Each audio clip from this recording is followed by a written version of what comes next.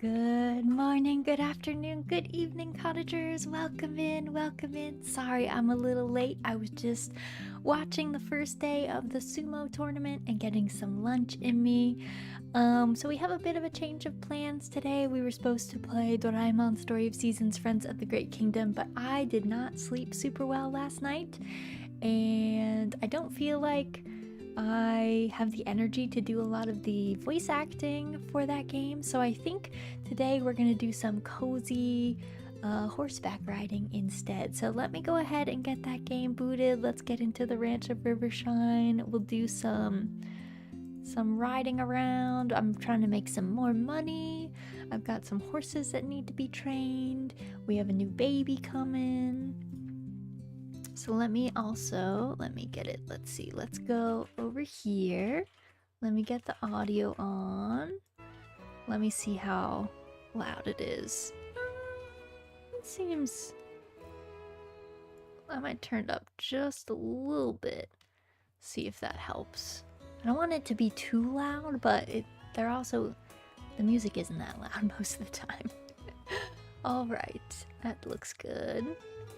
Hi Rasan, how's your weekend? Welcome in, Mini-Me. You know, my weekend is going pretty well, except last night I didn't sleep so good, but otherwise I'm doing great. Alright, we've got wild horses in Pine Forest. We'll go. I put a couple of my horses into my retirement pasture just to free up some space in my barn, so my barn looks a little bit emptier than it normally does. But Soft Pancake finally grew up and is a young adult now, so we're doing some training for him. Also, apologies if you can hear my washing machine in the background. I'm having to wash some towels because my roof was leaking last night, so I had to mop up some water. So those are just in the wash. This should be done, I don't know, another hour or so, I think. So we've got this boy, and then I just got this little friend who I want to keep, but he doesn't really fit what I was looking for exactly. He's just really cute, so I guess I'll see how I feel after after he's grown. We'll see what I'm feeling after we do all of his training and stuff. Wouldn't be the first horse that I just end up keeping because they just look so cute. Though my barn is usually very full because of that. Wispy Mouse, such a cute name. Such a good name. I also don't think I can never get the foals clean. I don't know, they're always just a little grungy. They're hard to brush, all of them, I guess, because they're such a small model. So they always just end up dirty. Just like little kids in real life, I think. Always getting into stuff. Alright. And then let me check on 3 Cashew. She is pregnant. I want to see how many days she has. She's got 5 days. So she's gonna chill out in the field, enjoy her time. Alright, let's go do some competitions. So let's get Soft Cupcake out there.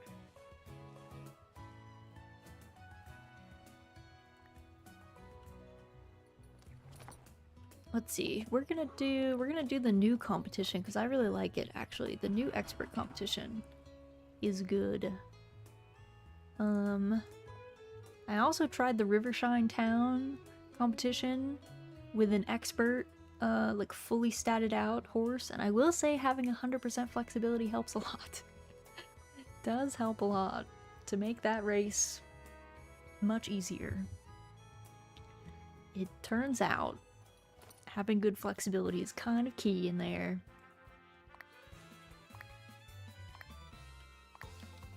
This one's a little bit, I don't know, I find this one a little bit more relaxed though, so. The same thing with Lupine Meadow, actually. I find Lupine Meadow to also be a more relaxed race in general.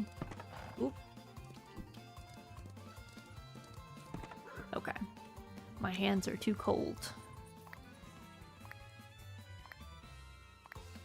There we go. Not with that attitude, you gotta believe. Welcome in, Zam. I know, I should believe in my horses more, that is true. They're doing good work.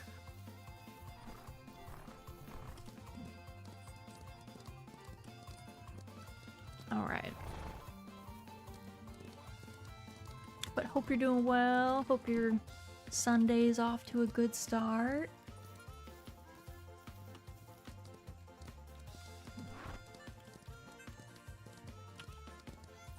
Oh yeah, I forgot I could take that line through the trees. Oops.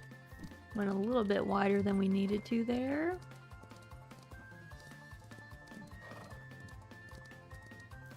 I just spammed the jump button. I don't know. If I was good, I would probably time all of these, but I learned you can just spam the jump button instead.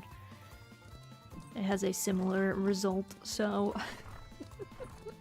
I just do that because I feel lazy most of the time. It turns out you don't have to actually time your jumps, you can just be a button masher instead. You can just do that. That is more efficient. Doesn't seem like anything bad. No, it's not bad. It's not bad. It probably makes it slightly less fun, I guess, because like the challenge is kind of gone in some cases, but I'm just here to make money.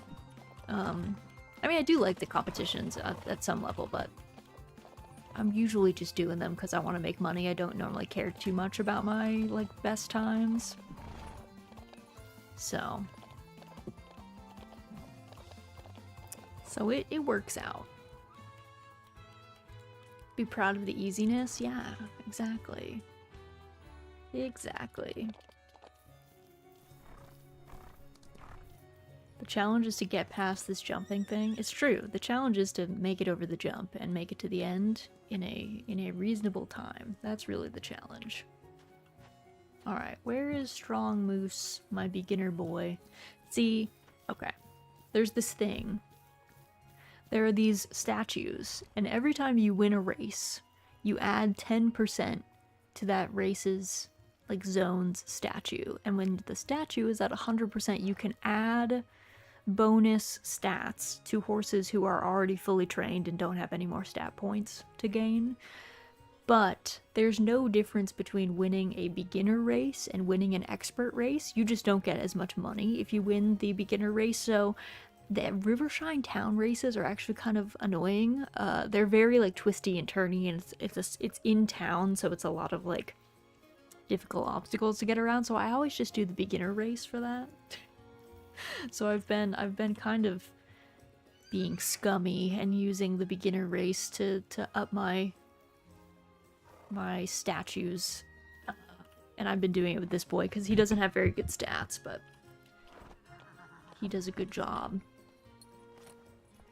He does his best. Spam the beginner race to 100%, exactly.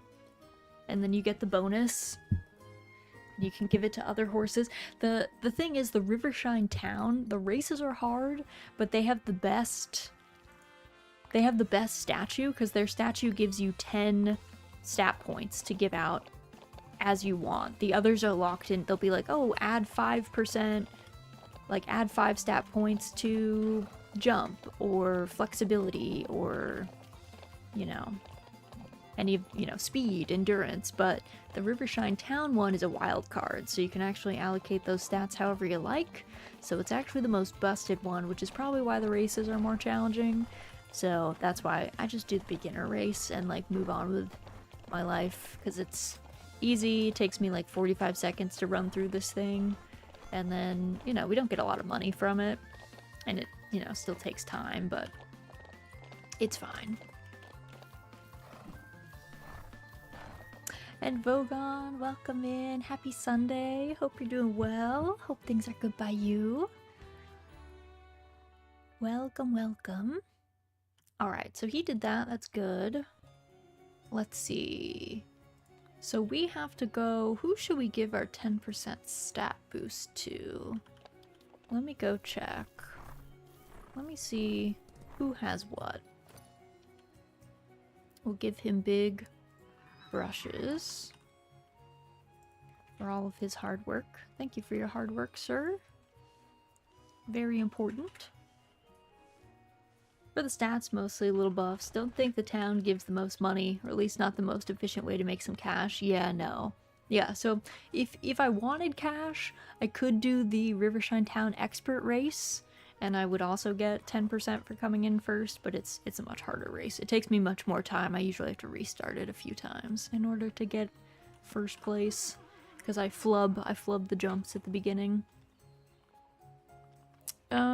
Who should we do? We could do Colossal Jade.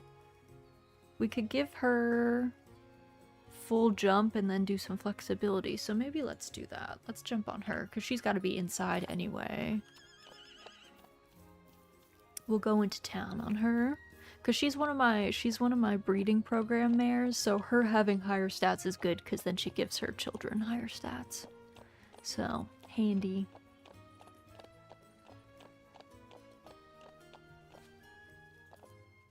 Looks like Raz is out here horsing around. I am, Ray. Welcome in. Hope you're doing well.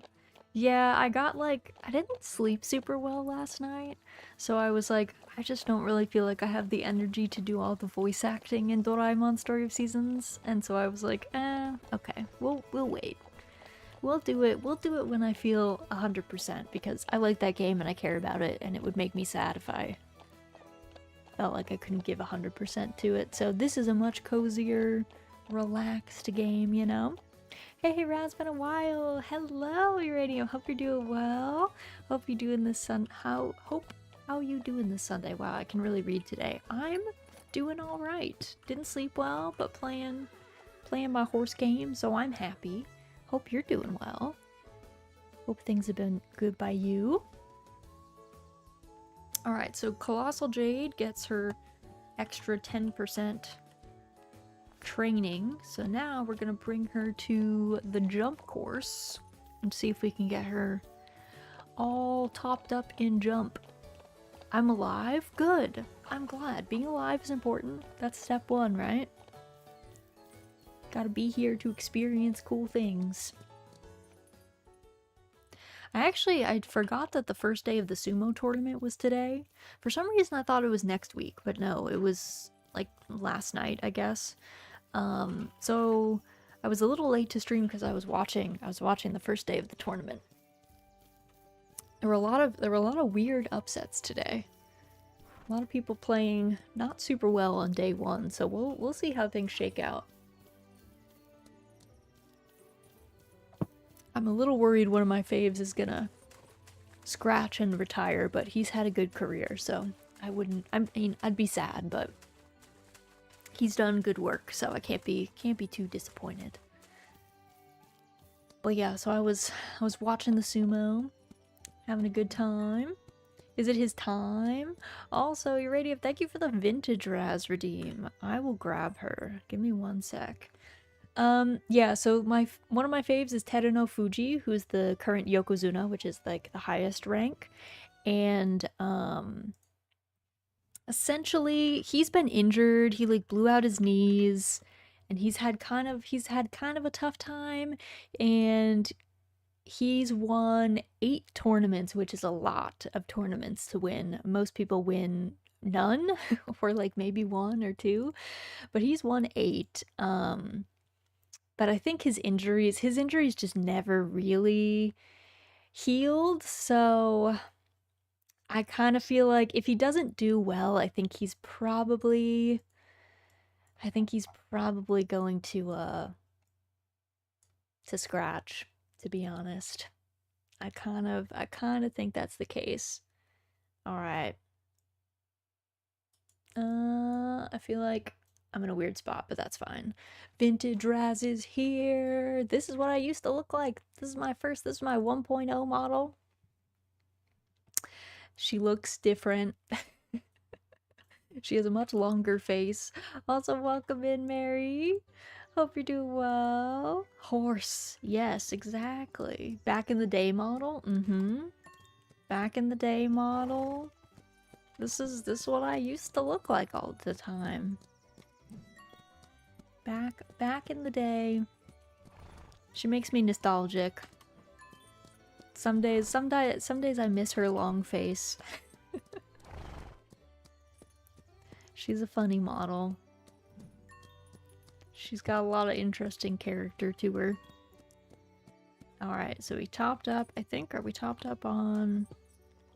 We are 100% on jump. Oh, we could do speed. Okay, let's go do speed then. The injuries didn't fully heal, makes sense. Yeah. Yeah, his knees have been bothering him. Why the long face? Nays. Yeah, I guess a long face model does work well for horse game, right? We match. But yeah, so yeah. We'll see. I mean, he lost on day 1. He wasn't looking great. We'll see what he ends up doing. Maybe he'll pull it back and he'll be fine. Maybe he just started slow, but I kind of have an inkling that his knee's been bothering him more than usual. So if it happens, it happens. I have some other faves that are doing well or are in good positions to do well, so I can always root for them too. I actually have one of my faves was injured and had to take like a lot of time off.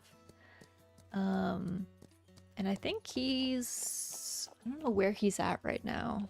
I don't know if he made it into the secondary division or if he's still in one below that, but I'm excited to see him back up at some point. So we got folks to watch. It's not like I won't have anyone to root for if my fave ends up doing something else. Alright, we're gonna go to Lupine Meadow and train speed. Now I'm missing some context. You talking about real horse racing? No, I'm talking about sumo. I'm talking about sumo wrestling. I was saying that I was late today because I was watching the tournament. The sumo tournament. The day 1 March tournament. Horse racing. I don't really watch horse racing, I guess. I used to go to the track like once in a great long while. But horse racing isn't really my fave equestrian discipline, I guess. I really like watching the cross country, which is what you actually do in this game. We do cross country courses, but cross country is very dangerous, and I get a lot of anxiety that I'm gonna see a horse or a rider get very seriously injured or die. So I always get really kind of stressed watching the Olympics because it is extremely dangerous. So I get kind of freaked out because falls can happen. Sumo is so good. I've been watching it a lot recently. I highly recommend it. It's a really good sport. It's kind of easy to get into because the rules are fairly simple, you know? It's just like, hey, you can't let any part of your body other than the soles of your feet touch the ground, and you can't go out of the ring. So it's pretty easy to see the basics of what's going on. So it's like nice and easy to follow. You like watching cross country then? I do like watching cross country. I also really like watching show jumping, which is the horses jumping over the really like brightly colored fences in an arena, versus cross country is like outdoors. The key is the show jumping fences, if you knock into them, fall over, like the rails will fall off of them. Cross country fences are they don't fall over, so which is why injuries happen more often in cross country, because if you hit the fence, there's no give to it, versus show jumping, you very lightly touch a rail and it falls off, and you lose points for that, but you're less likely to fall. Because if it's harder for your horse to like trip and get caught up in the fence, but cross country, it's a little bit more dangerous. They're also jumping like up hills and down hills, and like into water and stuff, and so that can get a little bit spookier. So I like watching cross country, but it also gives me lots of anxiety. So I feel like I liked it a lot when I was younger, and then when I started being an adult and realizing that people could get really injured, I was like, ooh, this kind of freaks me out. That uphill and downhill jumping is spooky. It is, yeah. It's hard to do. It's hard on the horse and the rider. It's very tiring, and it's easy to lose your balance. So you can have some kind of scary accidents can happen. I don't know that there have been that many scary accidents in like the Olympics. You know, I don't think we've had like horses or riders die in the Olympics in a long time, but it is possible. So a little scary. A little scary to watch as an adult who recognizes our own mortality. Being like, ooh, I gotta close my eyes for this part. And I feel like the cameras are always set up on the difficult obstacles too, because they're probably the most exciting to like get the good shots, but they freak me out. So I could always watch dressage, I guess, which is like horse dancing, but I don't find it as interesting, so it's like, I'm trapped by being into the things that are a little bit more dangerous, but also are more stress-inducing to watch, I guess. More stress-inducing to watch. I have been thinking about getting back into horseback riding. I rode horses for like 11 years when I was little. Learned how to do jumping and all sorts of stuff. And then it got expensive and it was not something I could afford in college. And then I don't know, I guess it was always just expensive as an adult as well. So I've been thinking about, I kind of want to learn how to ride. I learned how to ride English style, but I've been thinking about trying to learn how to ride Western style because it looks fun. But horses are very expensive, and the thing is, a lot of people will like, they'll give lessons to children, and children won't be expected to like have their own horses, but a lot of stables want adults to like own their own horses, and it's a lot of money. Horses are very expensive. They're expensive to buy, they're expensive to keep, they're expensive to feed. Horses are a rich person's game. They are. They largely are. What's the difference between English and Western style? So, the big thing is the saddle, actually. They have different saddles. So Western saddles have much longer stirrups by default, which is where you put your feet. And they also have that horn on the front, which you can use to balance. You can like hold it with an arm, but it's also mainly used for when you rope cattle. You like attach, you use the horn as like a counterbalance to when you like rope the cattle or the goats or whatever you're trying to herd. English hunt seat style was really developed for like I would say pleasure riding or fox hunting. So it's a little bit more, the saddle is much smaller, and it's easier to jump with it, for instance, because it's less weight on the horse. It's much easier and lighter to jump with, because you as a person already weigh a lot, so if you have a big saddle that weighs a lot, it's hard, obviously, to get up in the air. So English style is what you see in like the Olympics. We actually don't have Western style in the Olympics. So like dressage, all of the jumping disciplines are English style, but if you think about like cowboys out herding cattle, that is Western style. Also, horses that are trained in the Western style can be steered with only one hand on the reins. English style needs both hands to give the correct cues, essentially. So it's the same basic idea, but the logistics are just a little bit different. So I don't think it would be too crazy for me to go and learn Western. It would probably just be me learning some new techniques, essentially, but the mechanics of staying on the horse, having your balance, pretty much the same. I can actually show you guys saddles. let's see, classic saddle. So like this is an English saddle. See how it's smaller. It has the back is kind of tipped up a little bit more, and it has a lower point in the front, but it's quite small and compact, versus a Western saddle is much bigger. So it's also more comfortable. These saddles are designed for you to be sitting in them all day. So they are a little bit more comfortable to ride in. The stirrups are longer. You've got the horn on the front, and you also have the back is tipped up quite a bit more than on the English saddle. So, and then I've been using the endurance saddle on this one, which is kind of an in-between between the two. A little bit more comfortable, but also less weight. Are you ranching, son? Welcome in, Ness. Hope you're doing well. We are ranching. Is this vintage Raz? It is. It's vintage Raz time. I think it's actually time for me to swap back away from vintage Raz, if I'm honest. I think it was 10 minutes. Are you awake, son? Apparently not. Alright. Vintage Raz. She's had her time. We say farewell to the long face. And we return. We return to small face Raz. Bye, long face. I know. I know. I love her though.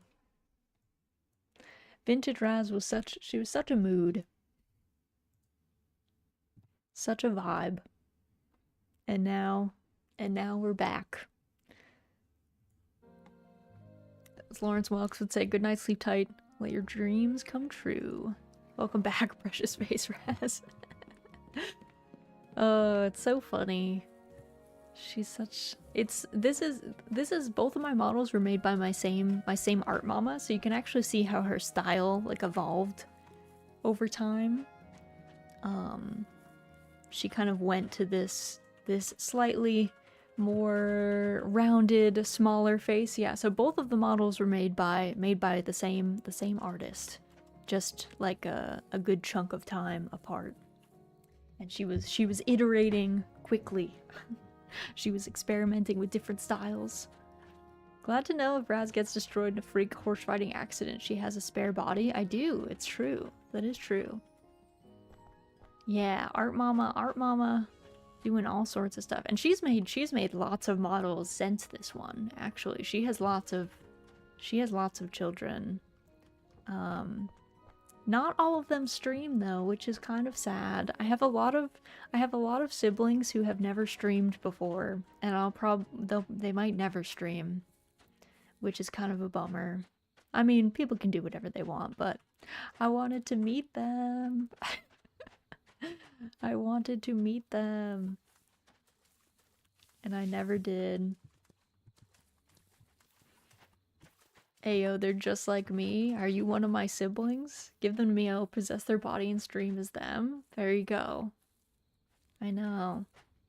I think for a lot of them, I think what happens a lot, I was actually like just talking to a friend about this, is I think what happens is a lot of times people get really excited to VTube and they commission a model, but like models take a really long time to get made, just because it's a very long, complicated process. It's like the design takes time, and then you get the model art done, and the model art takes a lot of time because it has to all be like cut up into a million different pieces, and then you get your rigging done, and just like from beginning to end is a lot of time. And I think what happens is like people get really excited and they commission their model, and then sometime between when the model is commissioned to when it's finished, either their schedule changes or their initial like excitement about streaming kind of wears off, and it kind of just ends up like the whole enthusiasm cools off a bit, and then by the time the model is finished, it's like, oh, I don't have time for this, or whatever. The friend who made my model did it in like a year. They kept apologizing, and I was like, nah, chill, it's fine. Yeah, it's super tough.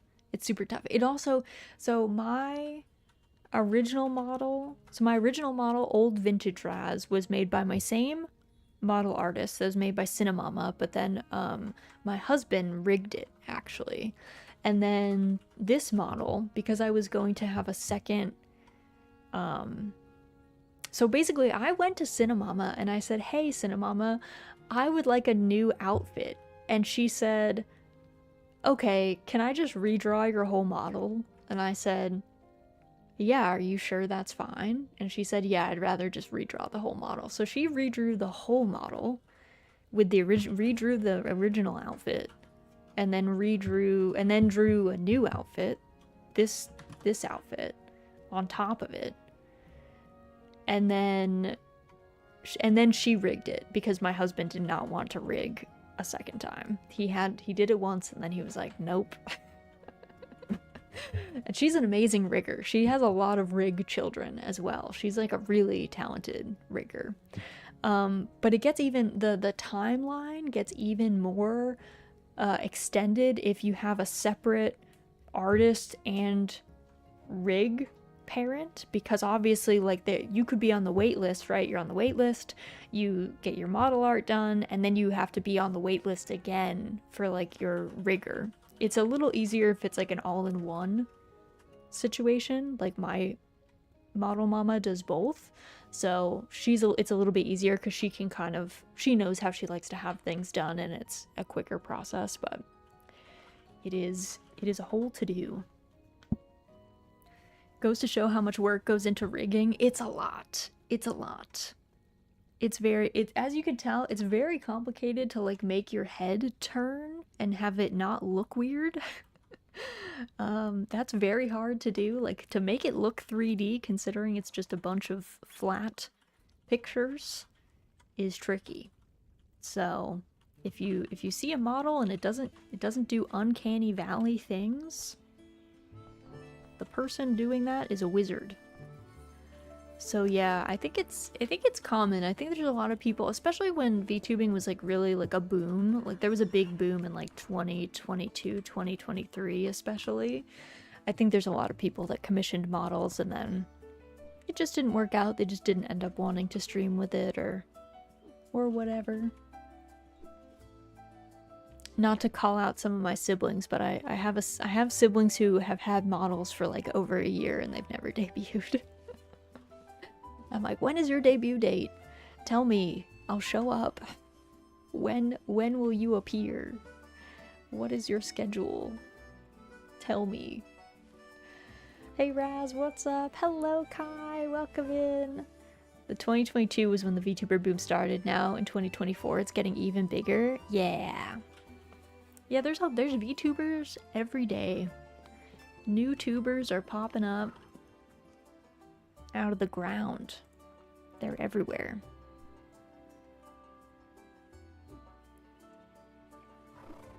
But like that's cool. I mean like it's not really a competition in that way, you know? Like everybody's different. Everyone can have their own niche if they want to.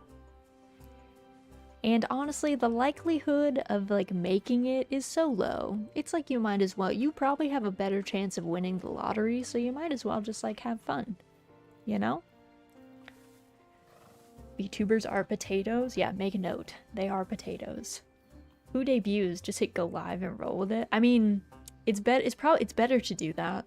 I mean, if you want to have a debut, that's fun, but I feel like in this day and age, people are kind of debut fatigued, so you're not super likely to have like random strangers who don't already know you show up for a debut, really.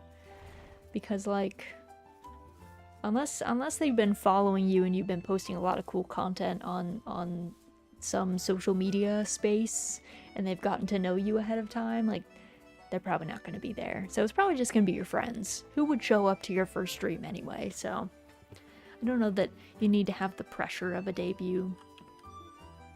But like, if you like it, if it's fun for you, then go for it.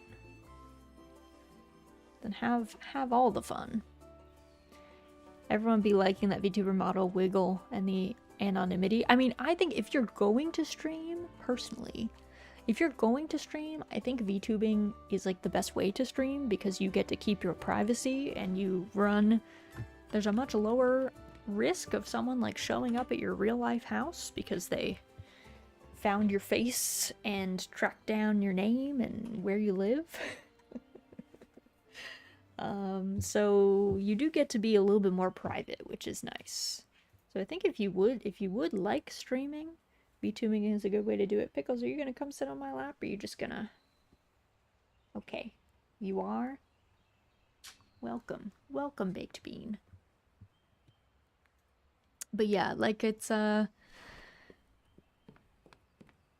of just like streaming like normal. You're just being a little bit more anonymous. That's all. Feel bad for anyone who showed up unannounced at my house. Yeah, I don't... That's probably not very fun. Probably not recommended. What a world nowadays, eh? I know. But VTubing is super fun. You also get to work with so many cool artists. Like, who wouldn't want to go to a cool artist and be like, I have an idea. Can you draw this?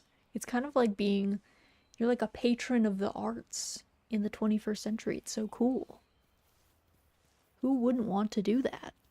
You're like a Medici, but without any of the court intrigue and murders and bad blood between people. It's great. It's wonderful. It's super fun. And you can look how you like. You can be anything. You can stick stuff to you. It's great. It's so fun. I think everyone should VTube. And then you could stream in your pajamas and no one will know. How would they know? Unless you told them. Like they won't know. You can keep anything secret. You could be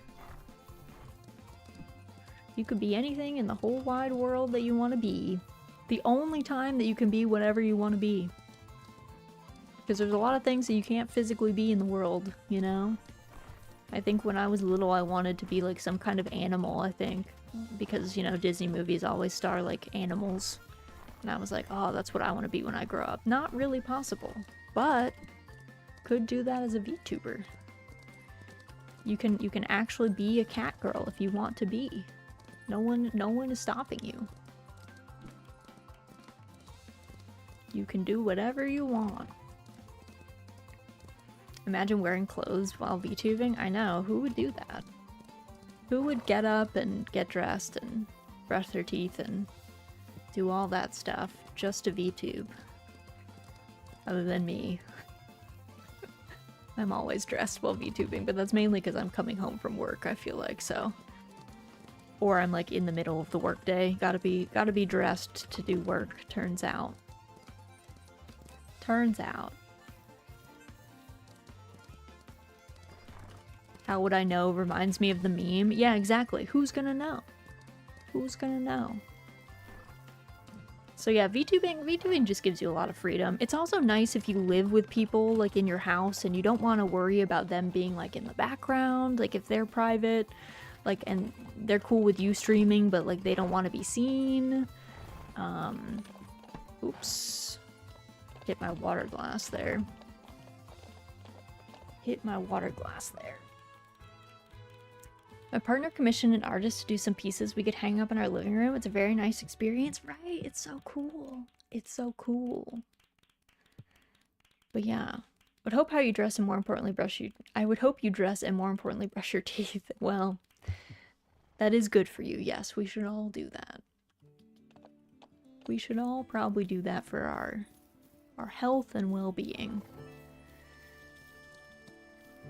You saying that reminded me of a contractor we had at Dish, where in one call he was wearing a stained tank top and didn't have pants on. Oh my goodness, on like a...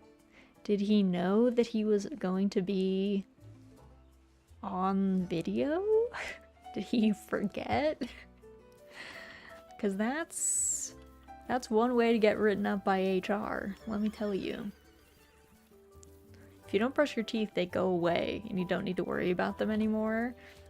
I think you just have other worries, Mary. I think other worries appear. Like, Also, infected teeth infections in your mouth go to your brain really quickly, so you probably don't want that to happen. That ain't the way.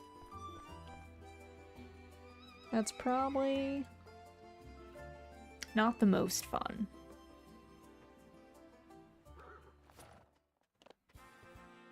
I don't know, but everyone was like, bro, get clothes on before the manager gets in the call. Oh my god. Yeah, that's... I've seen... Honestly, as someone who worked remote and like worked hybrid and stuff and had fully remote coworkers long before the pandemic, I feel like I've seen some super weird Zoom etiquette scenarios, but that's pretty out there. That I had never seen, luckily. I've witnessed some things, but luckily never an undressed person on a call, like that they joined. It'd be one thing if someone's like in the background, I guess, and they don't know that someone's on a call, but if you joined of your own volition and then decided that you were not going to be dressed that day, that's an interesting choice. You got to give some stories. I'm trying to think of the wildest ones. I mean, it was a lot of like, there were a lot where people clearly did not, like they would join a call on their phone and they would clearly forget, and they would join the video on their phone. This is the key. And then they would like forget that they were on video, and they would just like get up and start walking away. They would like go outside. They would like clearly just be doing other stuff. And it's like, I get it. Sometimes you have things that need doing, but normally you obfuscate that a little bit. Normally you don't show people that. So there were a lot of those. Also, happy Monday. Welcome in, Como. Hope you're doing well. Welcome in. There were a lot of those. There was a lot of people who had like family members, children, animals busting in on them. There was one that like someone had given their child pots and pans to play with, and they were going to town. And it was like a really important call too, and this was not an important person on the call. That's kind of the key. If you're the business executive at the really big company, no one is really gonna feedback you, even if you are the person in the wrong doing the bad thing. But if you're not the important person on the phone, you kind of have to like play by the rules a little bit more. So yeah, this was just like some person on the phone that their child was just playing these pots and pans like a drum set, and it was deafening. Like we could not hear the other people on the phone. So that was a choice. I've also just seen some weird behavior on the phone. I've heard people scream at other people on the phone, like that don't work at each other's companies. I've had people fall asleep on the phone, like on a call. To be fair, it was a late night release, so it was like 3 in the morning, but they did just fall asleep on their keyboard, and were not reachable after that point.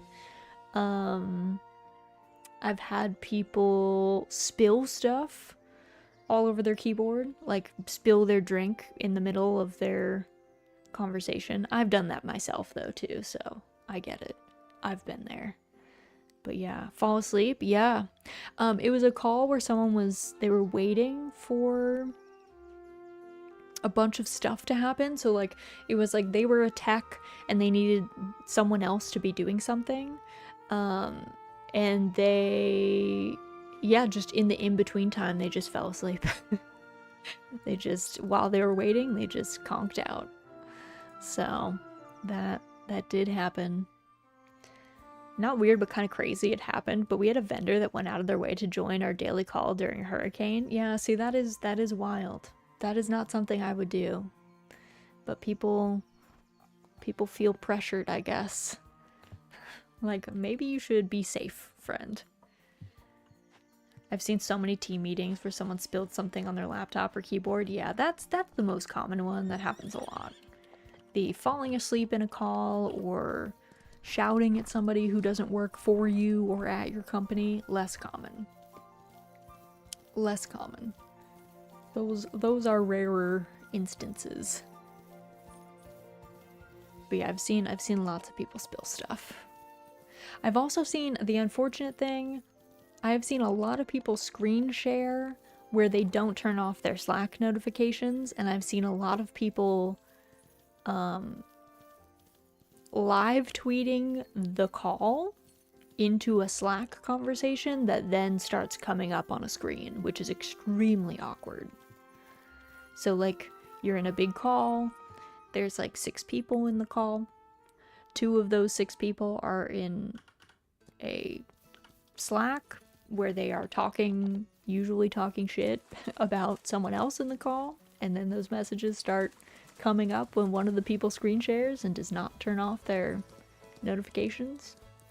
So that's extremely cringe, and I've had to live through that experience before. I don't recommend it. It's not very fun.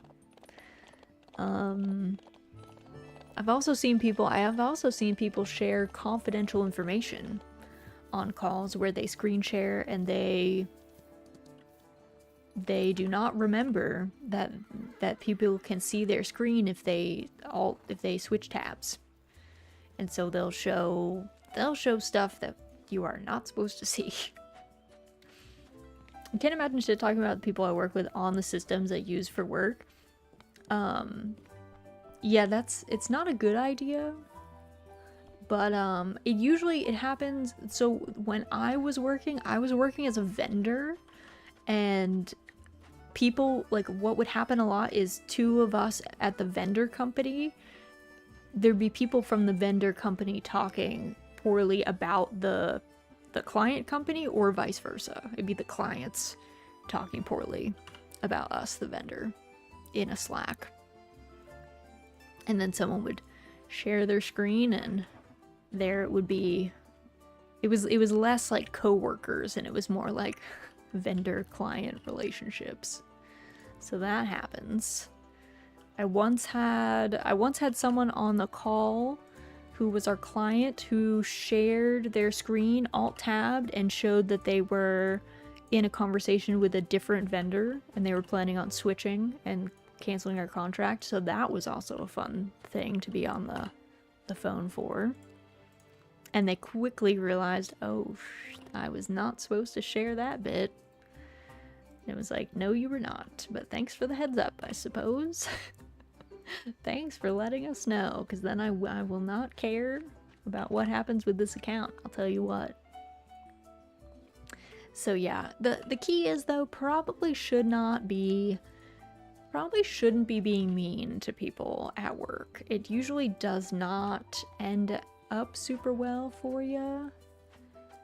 Just gonna say, usually doesn't work out.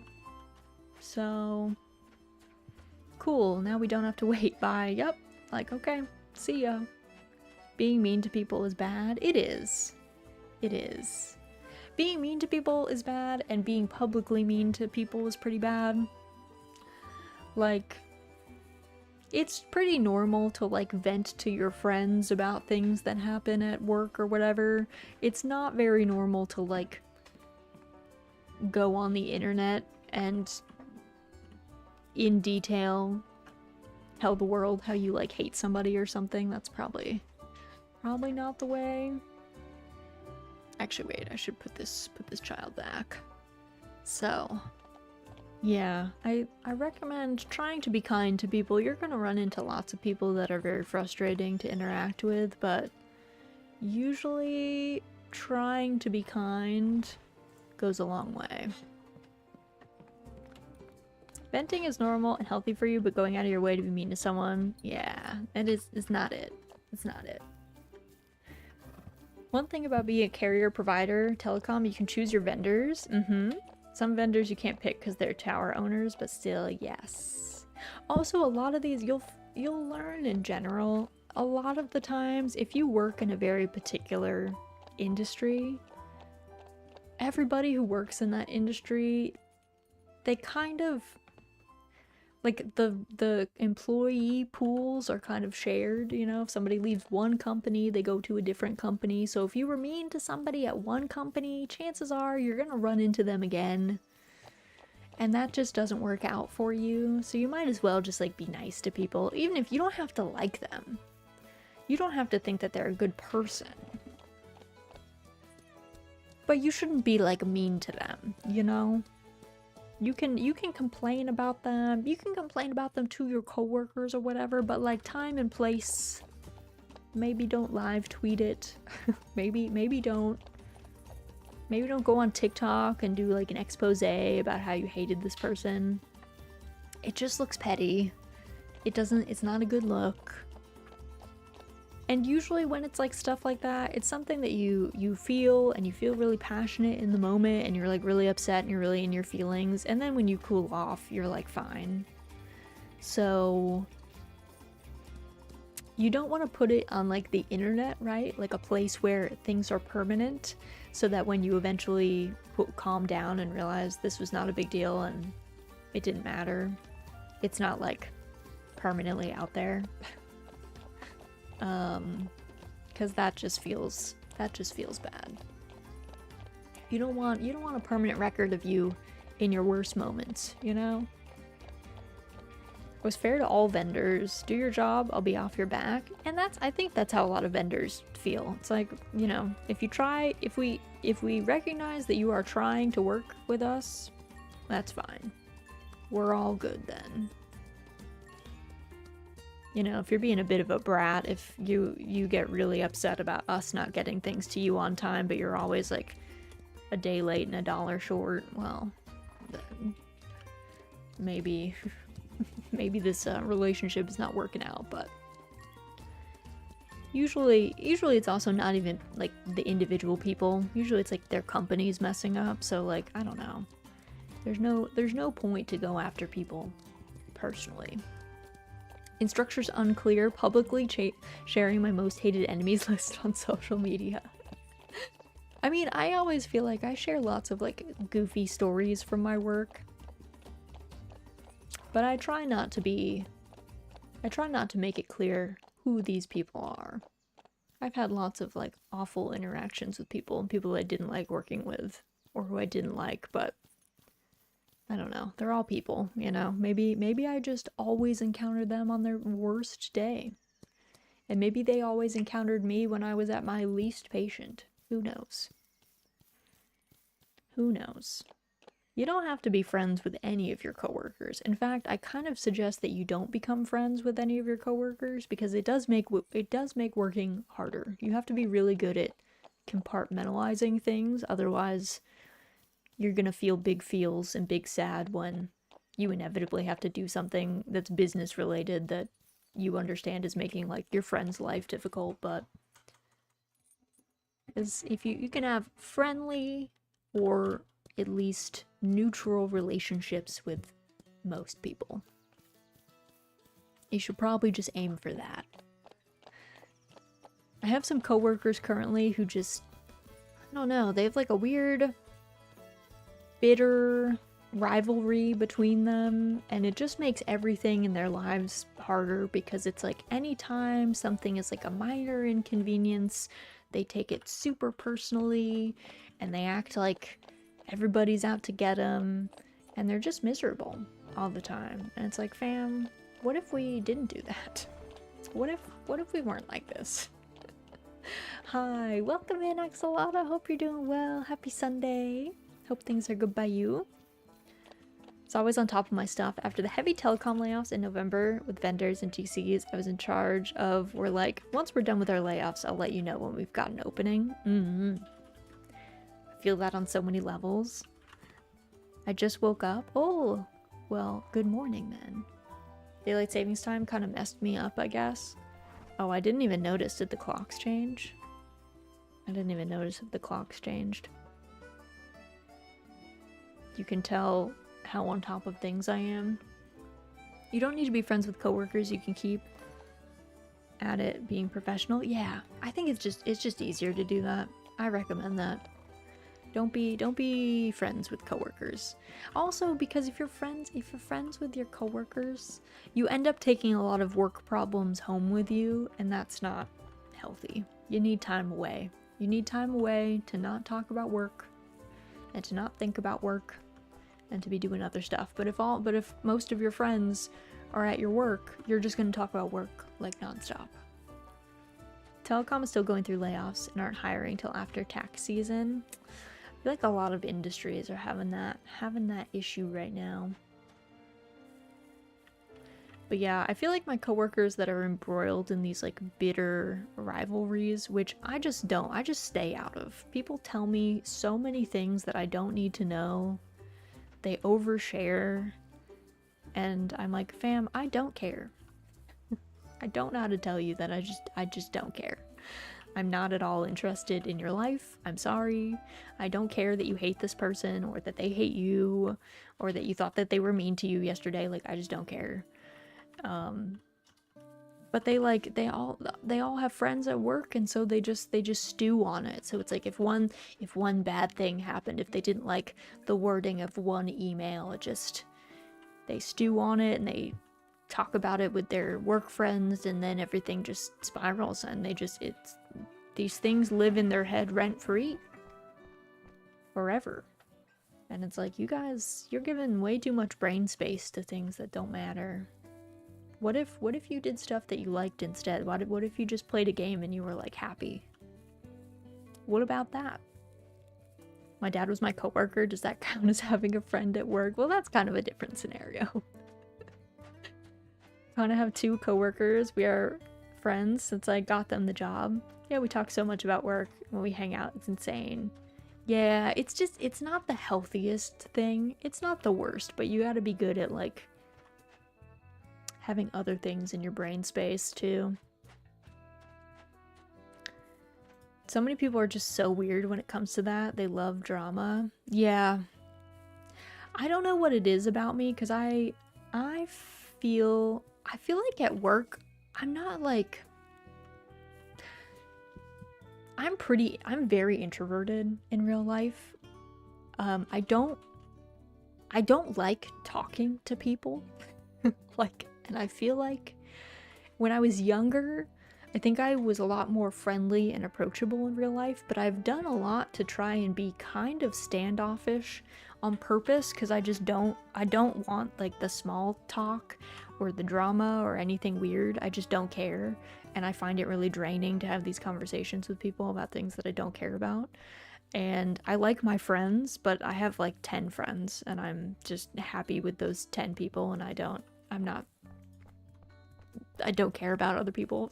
I have a low empathy issue, so, which I try and work on. It's better to have more empathy, but I struggle with that. But for some reason, I thought I had gotten into a good place where people would no longer tell me things randomly and then expect me to care. But recently at work, every person that I work with has been coming up and just telling me random secrets. My VP tells me secrets, my boss tells me secrets, my boss's boss tells me secrets, my like cubicle mates tell me secrets. I'm like, I don't need all of these secrets. I don't care. I don't care about any of this. Like, why are we gossiping? Who cares? None of this matters. We're not saving lives here. It's not a big deal. Like, when I'm at work, most of the time, I'm thinking about my farming games. I'm like, I don't care. Why do I care who said what to who 2 days ago? That doesn't matter to me. I'm thinking about my virtual horses in here and like what I need to do in my Story of Seasons games. You know? That doesn't matter to me. Write these down. You could profit off of this. Usually what I just do, here's the thing, I have a pretty good memory, so if you tell me something, I usually remember it forever. So if you tell me like a really awful secret about yourself, like if you self-report and you like tell me that you're a really bad person, I will never forget that. And then later on sometime, if it ever comes up and it's advantageous for me to do so, like if I get called into an HR meeting to talk about you and your issues at the office, I will have a laundry list of things to talk about because you've just told them to me. You've like loaded the gun yourself. So yeah, don't tell people when you do bad things and when you're a bad person and when you're mean to other people, because like people like me exist. We will quietly smile at you and be like, oh yeah, and we don't seem super into the conversation, which is your cue to not have it again with us, but you persist. And then later on, when someone is like, hey, this person is really awful to work with, there I'll be being like, yes they are. And here's all the awful things they've done that they told me about. Smile and wave, boys. Smile and wave. Exactly. Listen, I just want to go to work, do my job, come home, and play my farming sims. I'm not here to like get into weird arguments with people. I'm not here to make anyone else's life really difficult. And I'm not here to just like be a mean person. So if you're here, if you're at work to just be mean to people, and then you tell me about it, well, that'll probably come out sometime. Because I don't owe you anything. We're not friends. There's no like I'm not telling them secrets. There is no like equal share of information there, by the way. Like we are not friends. I'm not sharing anything about myself with them, but they just overshare. It's kind of amazing how all the people bad at socialization have the most positive workplace socialization. I found that in my career. Well, I think it's because people who don't like social interaction or are bad at socializing are good at not getting into the worst. Like they don't get into trouble at work because they're not.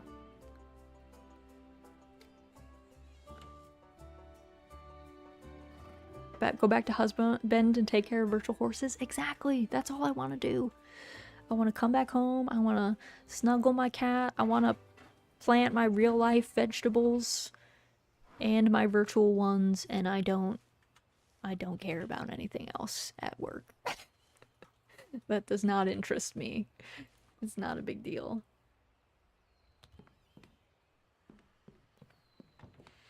They make interesting choices. It's like the nicest way that I can put it. They make some choices. And honestly,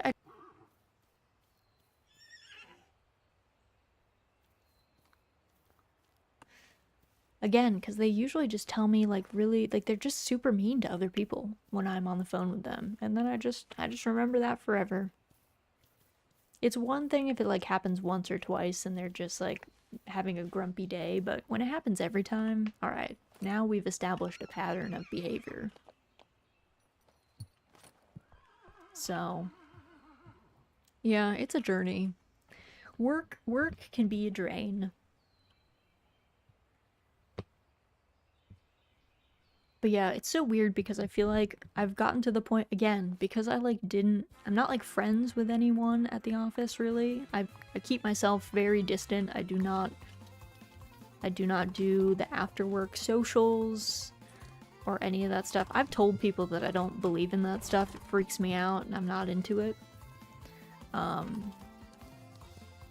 You know, I've told people, look, I used to work at a workplace where we did a lot of going out and drinking together and doing a lot of social stuff, and I found it to be really toxic eventually, and I just don't think that that's a good thing, so I just won't participate in those things. And if you guys want to do that, you can do that, but like I want no part in that. And they usually just think that I'm like antisocial. Truth be told, I think I'm more social than any of them. I talk to like 10 people a day that I'm actually friends with. I don't think they do that. I just don't want to be fake. I just don't want to be fake friends with people that I don't care about and that I share literally zero interests or experiences with. I just don't think that that's We just have nothing in common. There's nothing to discuss. Other than what? We work in the same place. Okay. That's not enough to make a friendship, personally. So... yeah, they think I'm super weird and antisocial and, like, misanthropic, which I am. But... I feel like my relationship then is much healthier with my workplace. So joke's on them. I go to work dues for the food and then talk to the few people I like, and that's it. I think that is totally fair. That is totally... I mean, if the food is good, by all means. Get that free food, get that free dinner, get that free drink. I just used to work at a tech company that was really toxic about that stuff. Where they would be like, hey, we're underpaying all of you, but we'll get Taco Tuesdays, and then we can all drink together on Friday. And it was like, no. Pay me what I'm owed. And stop asking me to work at 9 p.m. Thank you. But yeah, you gotta do what... if you like going to those things, that is, by all means, go for it. Enjoy it.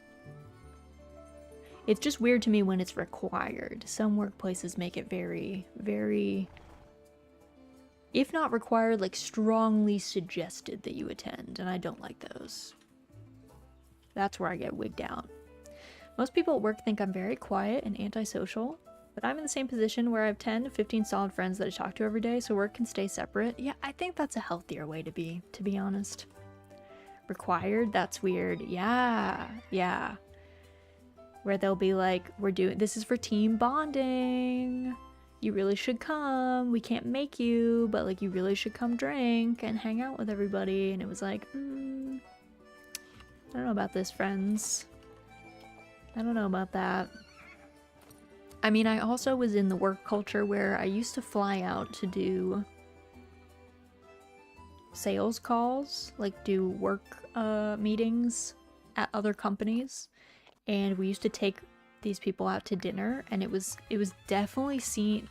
they didn't expressly say this, but you were supposed to drink because people would get weird if you were the only one not drinking and they were drinking, because they would think you were trying to like pull something over on them. In which case, by the way, hot tip, if you ever are at one of those functions and you don't like to drink or you don't want to drink for any reason, you can order a seltzer with lime in it, and it looks exactly like a gin and tonic. By the way. You can even tell people it's a gin and tonic. It looks identical. You don't have to feel... you should never feel pressured to drink. That's a toxic thing, by the way. I'm not endorsing that. There's so many problems to that for a billion reasons, but if you're ever in a situation where you're made to feel uncomfortable, you can always order something like that. So just an FYI. That's my hot tip for you guys. Seltzer with lime. And then you can just tell everyone it's a gin and tonic if they get weird with you. But yeah, that would happen. That would occur. If it was required or work started talking about everyone being a family to justify bad practices, I'm just gonna leave that job. That is a big red flag. Yeah, if a job says, oh, we're all a family here, we all just care a lot about you, just leave. Run. Run immediately. It's not worth it, fam. Believe me. A lot of people enjoy those types of work events or team bonding experience. Being a manager, having to organize those events for everyone, and then I don't show up since I'm not interested. You're like organizing the party, and you're like, but I won't be there. Catch you guys later.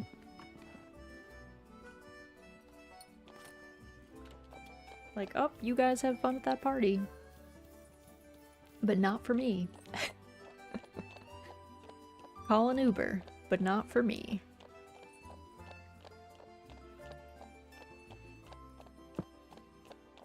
I tell them, sorry guys, I got a work call, I can't make it.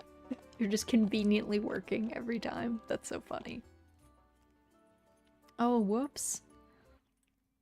It's happened again. I'll have to catch you on the next one, guys. Then I come home and would rather watch rats instead. You would rather watch the virtual farming. I gotta say, it's more thrilling than work. I think it's much more thrilling than work. But yeah, work culture is weird. Work culture is weird. Coworkers are weird. They got a lot going on. I've had coworkers overshare about like their life so much. And it's like, bro, I don't know you. I don't need to know that your marriage is falling apart. I don't care. I don't know you. Like, I don't need to know that you've been diagnosed with something horrible. Like, it feels bad, but I don't care. I don't know you. You're a stranger. We just happen to work here. We just sit in the same building. We don't even work together that much. We don't even interact that much.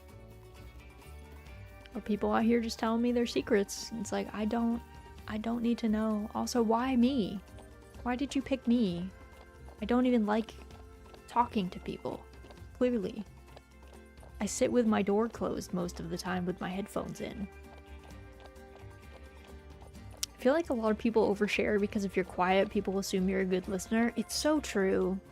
If you're quiet, people are like, this is the person I'm gonna trauma dump to. And you're like, no. Why? Stop it.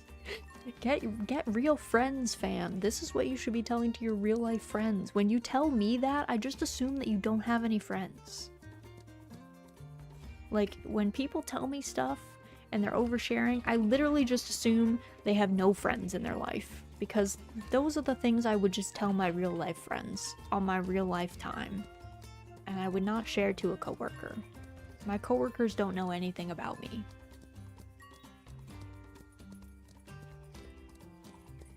Oversharing is also a big thing. Why would you tell me you were the one who broke this thing? Why are you telling me about your son's girlfriend doing questionable stuff? They do it because they only want to hear themselves talk and not another person. Well, there's that too. Yeah, I guess maybe the whole world revolves around them. Their worldview is very small. So maybe that's what's going on.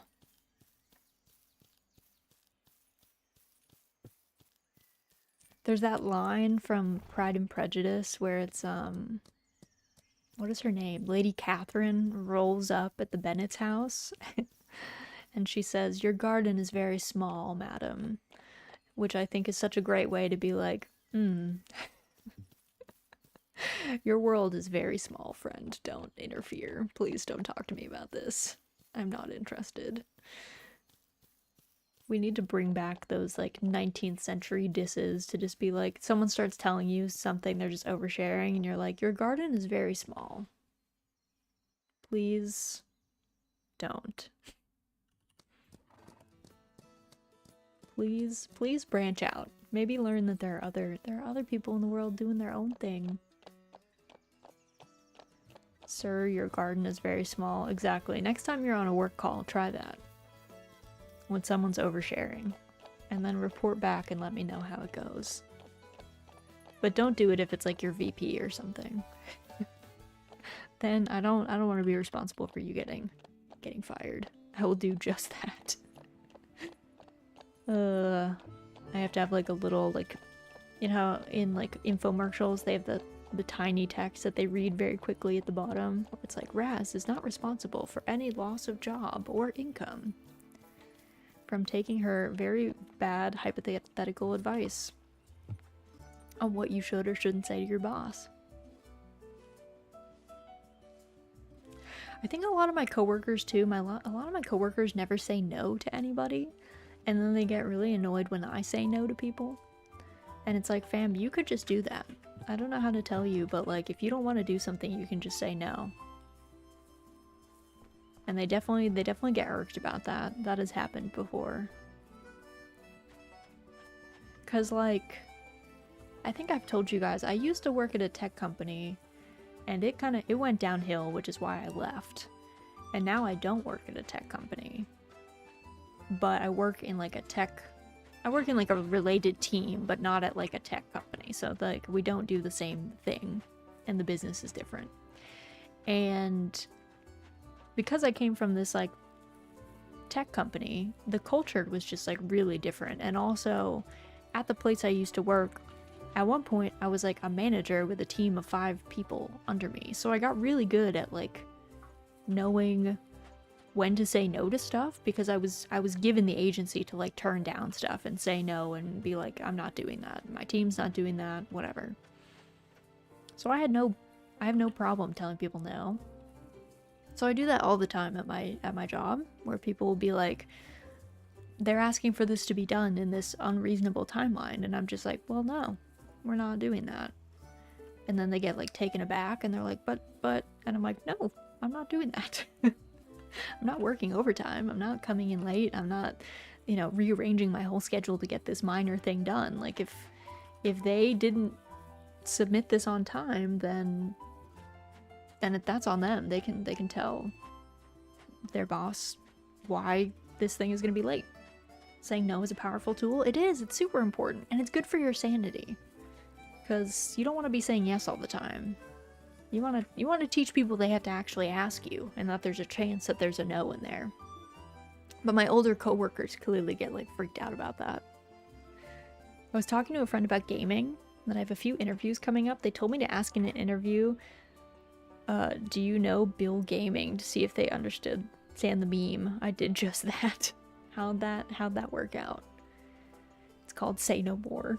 So happy to hear that you do that. Saying no is so hard for so many people. It's a skill. It was not something that I was good at doing, especially when I was younger.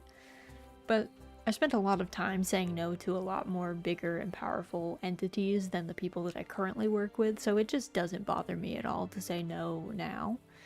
Or if not to say an outright no, to like argue why I don't think that's a good idea, and like just be open about why I think something is ill-advised or whatever. But I can tell that my coworkers get like, they're bad at that, but they're much older than me, and so they get like mad that like I say no and I don't get in trouble and I get to not do things, and then like they already said yes, and it's like, well then work on that, man. That's on you. You are an adult human. You can do anything. You gotta believe in yourself more, fam, please.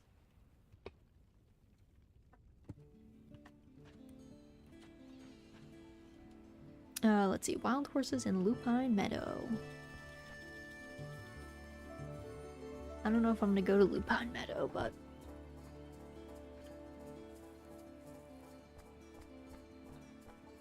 The army taught me how to say no, ironically enough. That is kind of ironic. I would not have expected that to have been the place where you learned that. But yeah, learning to say no, important life skill. Doesn't have to always be a hard no. It can be a not today, or not on that timeline. Or you could just be honest and be like, I don't want to do that thing. That does not interest me. But learning to stand up for yourself and like protect your time and your sanity, all important life skills, because otherwise if you say yes all the time, you just end up being really drained, and then eventually you get really frustrated and you snap or something. You get really upset because you feel like you're being trampled on, and you are, but people don't necessarily know that they're trampling on you if you don't ever tell them that you don't like what they're doing. Sometimes they know when they're being exploitative, you know, like a lot of companies fully know what they're asking of you is ridiculous, but they just don't care. But telling them no keeps them in check a little bit. Or, you know, this is not part of your job, just saying yes because of whatever doesn't help anyone. Yeah.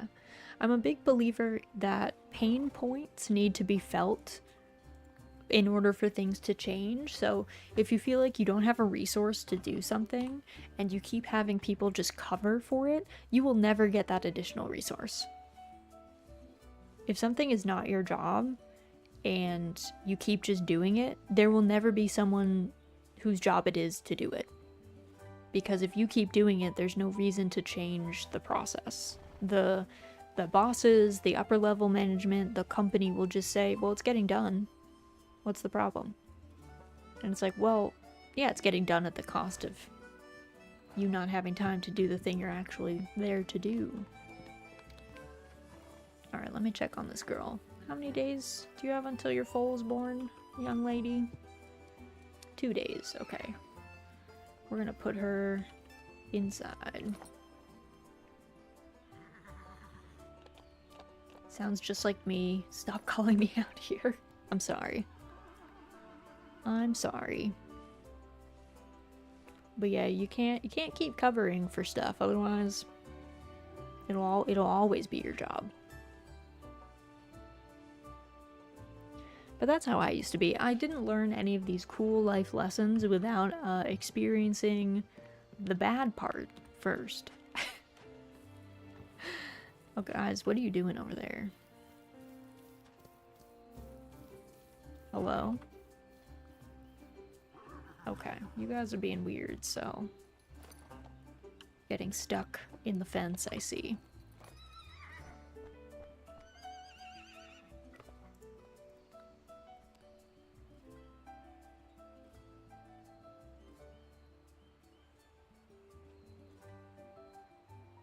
But yeah, I'd rather be farming.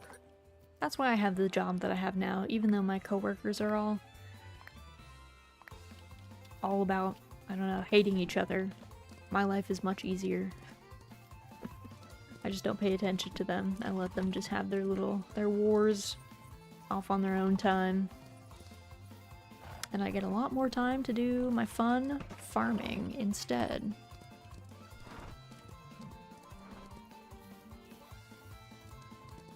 Which is what I would prefer to be doing, so... If a job gives me time to do what I want, then that's fine with me.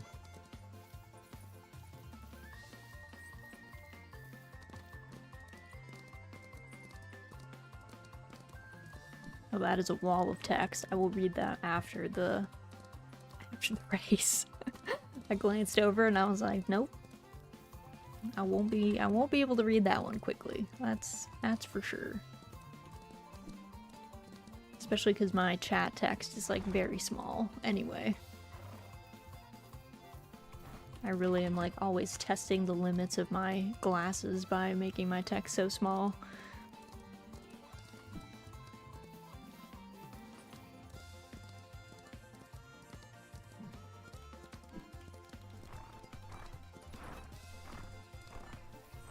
Probably should have slowed down on that one.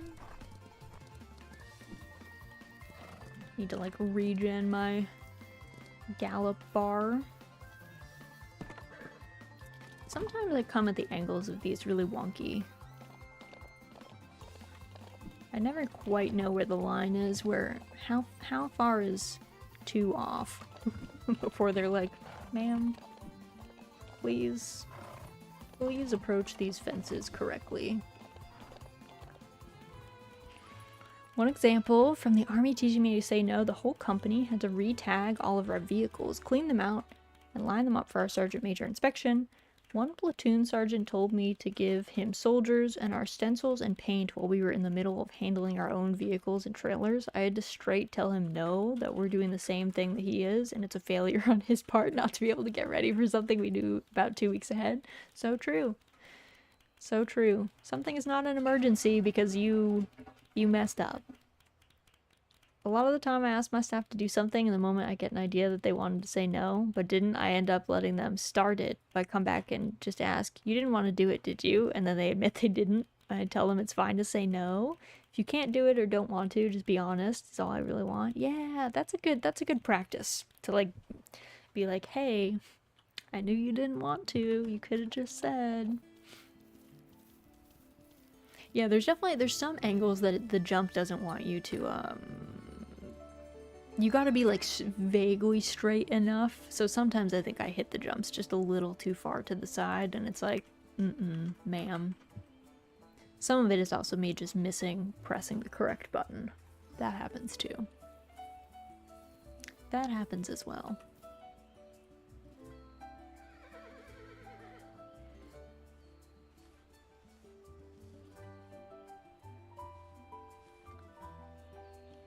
Oh, so what is my statues at? 80 and 20.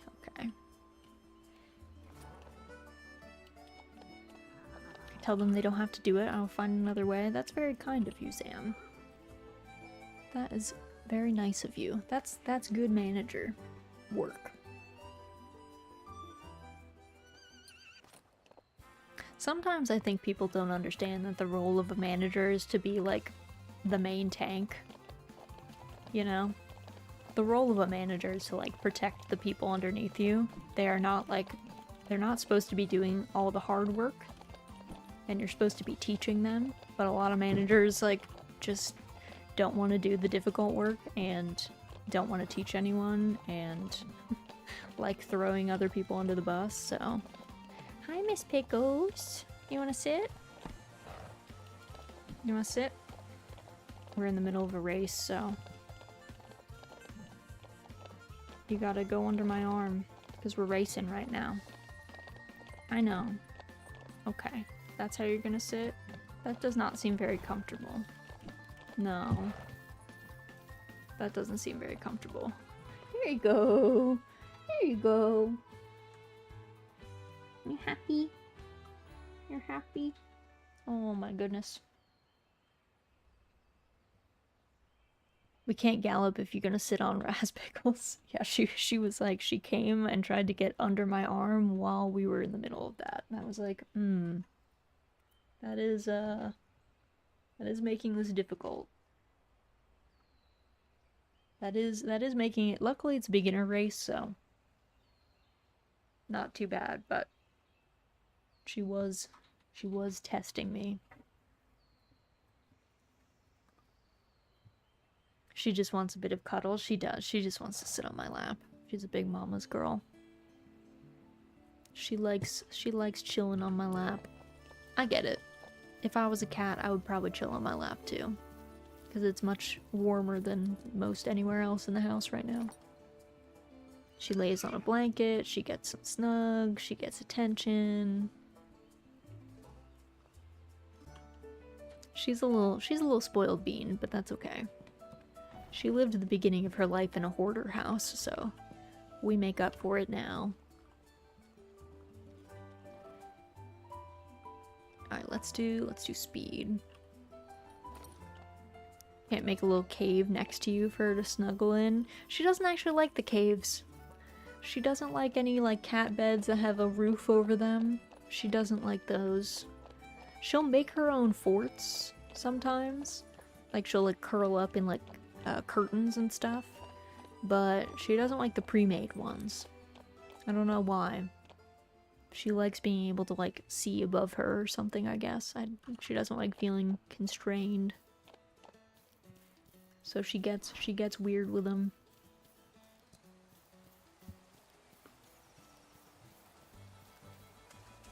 So she has lots of cat beds everywhere, but she would rather sit on a lap, or she likes to lay on the desk in front of my husband with her like head on his mouse hand, and she just like begs for belly rubs there. So that's kind of her preferred mode.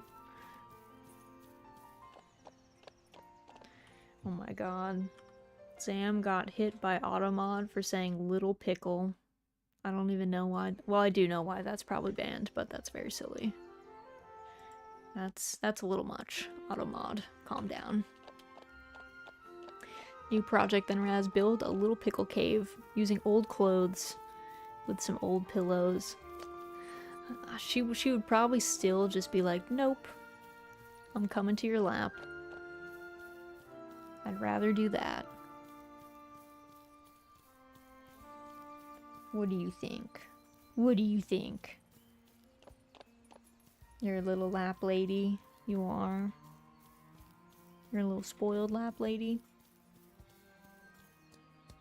Keep forgetting Automod has some words that it just hits, even if they're not on the blacklist. Yeah, it's basically any term that it deems as being remotely capable of being sexual, it will kill. So I'm sure like pickle, eggplant, any oblong shaped vegetable is probably going to get bopped. Hi Raz, hello Iris, how are you? Happy Sunday. Hope you're doing well. Hope things are good by you. Welcome in. Welcome, welcome. We were just discussing how Automod is aggressive about assigning, I don't know, sexual euphemisms to vegetables. It's been a day. How are you? You know, same. I did not sleep very well. It was raining last night, which means that my roof leaks, which is fine. I know about that. But I feel like I have water dripping related PTSD. I don't even know if that is real, but I've had my house have roof leaks or water damage or flooding so many times that I get freaked out anytime that's happening. So I think that's part of why I didn't sleep super well. I was just like thinking about it. I was just stressed for no reason. Auto doesn't like when you combine words. It does not. It just assumes you have bad intentions. That can for sure be a thing. Yeah, I have a very visceral memory of coming home one time, and it's comical now, but like I came downstairs, my husband came home, and we both heard what sounded like a shower faucet running in our basement at our old house. And we just looked at each other and we were like, oh my god. And we ran down the stairs and a pipe had burst open and was spraying. A hole had been cut in the drywall previously to get out this pipe for some like maintenance reason. The pipe had burst open and it was spraying water out of this hole in the drywall onto our ceiling, and it was raining into all of these. We had kept all of our stuff in buckets so that if the basement flooded again, nothing would get wet because they were in buckets and they would have to be like feet of water to get to them. But it was raining, it was like spraying up, hitting the ceiling, and then raining down into all of the buckets. So all of our stuff got wet anyway. And it's hilarious. It's like funny now. It was not funny back then. And anytime I hear like water dripping, I get freaked out. And yesterday when I was heading up to bed, I realized that there was water dripping into my main room, and I was like, again, hey, do not come in here. Back up. None of that. Yeah, I bet. Oh my god. Yeah, so that was a party. Anyway, so I didn't sleep super well, so I was like, you know what? We're not going to play Doraemon Story of Seasons because I do not have the energy to voice act, so instead we're going to talk about petty coworkers and saying no in the workplace and Automod Wild, and we're gonna have a pretty much anytime I play horse game, it's just a Zatsu stream disguised as me doing something, because usually we're just vibing. We're really, you know, it doesn't take that much of my brain power to train these horses, which is why I like this game. That's part of the joy. But that also means that we just talk about the wildest topics in here. Talk about worker life, Automod, talk about everything that comes to mind. Exactly. You say that? I do. I mean, sometimes it takes a little bit of my brain power to figure out breeding programs, but I have some pretty doomed ones going, so it's not like I don't know that they're not gonna go well. It's not like I'm unaware of the odds there. I already did the math. It's not looking good. You'd be using those big fancy words like visceral that need big brain energy. Oh, I never think of visceral. I guess is kind of a big word.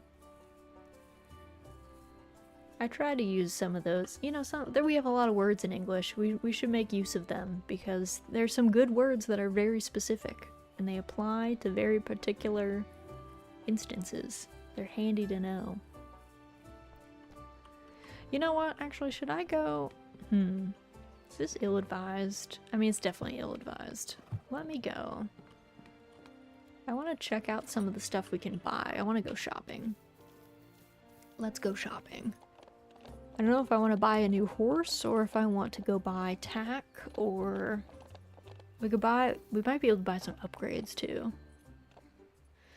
I feel like my problem is pronunciation, because I usually read words before I hear them that I'm made fun of for saying them wrong. That's such a shitty thing to do.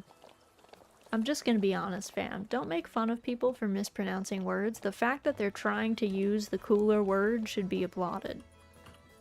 We gotta be happy for people trying to use words, and then you can just quietly correct them.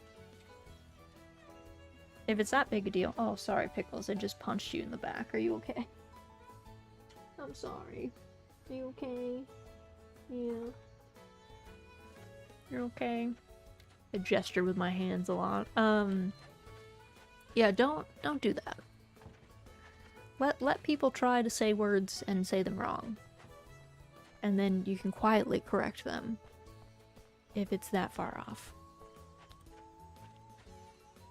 How is it wrong though? There is more than one way for saying a word, especially if someone has an accent. So there are official ways to pronounce every word in every language, and I will say this is actually really important. If you're ever learning a foreign language, please do attempt to learn pronunciation. You speaking a language in a way that is understandable for a native speaker is very important for you to actually be functionally capable of speaking that language. But there are multiple ways to say words. Like in English, there's British English, there's American English, there's Australian English. There's tons of different pronunciations. So as long as you're in one of those, that's fine. Just don't make up your own pronunciation, I guess, because words do have set ways that they are said. But we don't need to shame people for pronouncing words wrong, especially if they read it first. Pickles will remember this. She will. Later on, she'll cry at me and be like, remember when you punched me in the back by accident? But you definitely did it on purpose. And I'll be like, I do remember. I'm still sad about it. I'm still bummed.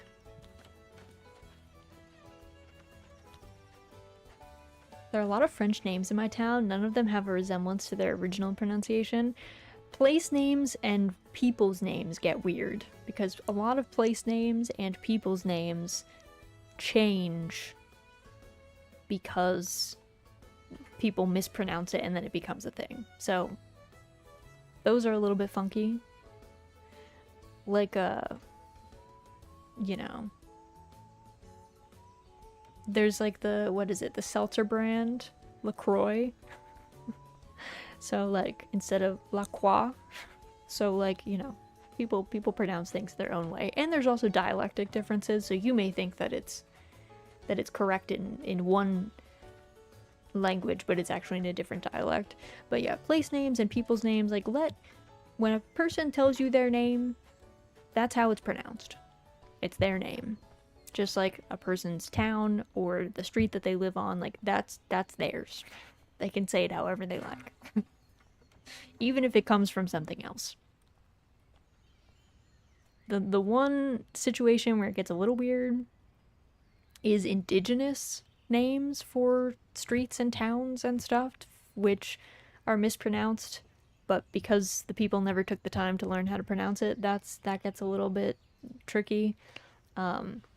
Again, you need to pronounce something so that you can be understood by someone. So if you say the name of a street and nobody knows what you're talking about, it's not very useful, but, you know, there's layers here. Just like how croissant is said in English and in French. Yes. There's two different pronunciations of croissant. And in American English, we don't use the French pronunciation. That's just how it is. Though, if you're in France, you should use the French pronunciation. Or if you're speaking to a French person at a French bakery, you could try and use the correct one. Because, you know, context. Context is important. But yeah, let people make mistakes. And you're allowed to make mistakes, and we're all gonna make mistakes, because that's how, like, life works. So sometimes it's nice to let people make mistakes and like gently let them down instead of doing this weird shame thing that people seem to be really excited about. As a non-English speaker, I can say there are so many difficult words to even pronounce, but I still try, and I really can't. I'll explain around it so the person understands what I was trying to say. It only happens with harder words. Other than that, I speak fluently. I'm Danish, by the way. Welcome in, Judiko. I think as long as you're trying, I think the real key is, like, when I was growing up, I took French in school, right? My French pronunciation, far from perfect. But I had kids in my class who just didn't even attempt, and I know that they were children, so, like, slightly different scenario, right? But instead of saying, like, Je m'appelle Jerome, or whatever, they'd be like, Je maple. And you're like, that is not that word. That is not how that word is pronounced. Please. Please. At least give it an honest shot.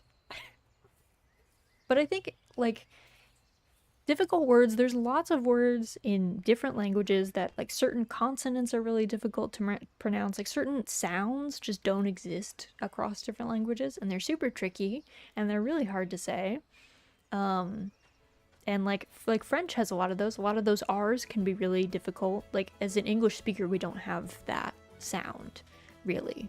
So that, like, soft, you know, beurre, like, that doesn't exist, right? So it's like, how do you learn to make that sound? It's tough. It takes a lot of time. And as long as you're trying, as long as you're, like, giving it a good go, I think people should give you grace, and they shouldn't shame you for making mistakes, because that's silly. Who, honestly, too, if there is a single English speaker that doesn't make mistakes speaking English in the world, please stand up. Because I'm a native speaker, and I make mistakes all the time. So I would be shocked to find one person that isn't out here mispronouncing words, using grammar improperly, doing some wild stuff. So it feels weird, it feels weirdly hypocritical to be like, hey, person who's learning English who tried really hard to get this far, you didn't say that right. Like, whoa. Alright, sir, define verbose for me. Oh, you don't know what that means? You know, like, it's not a competition. We're all just trying to communicate here. I don't think I ever speak in grammatically correct sentences. I don't think most of us do.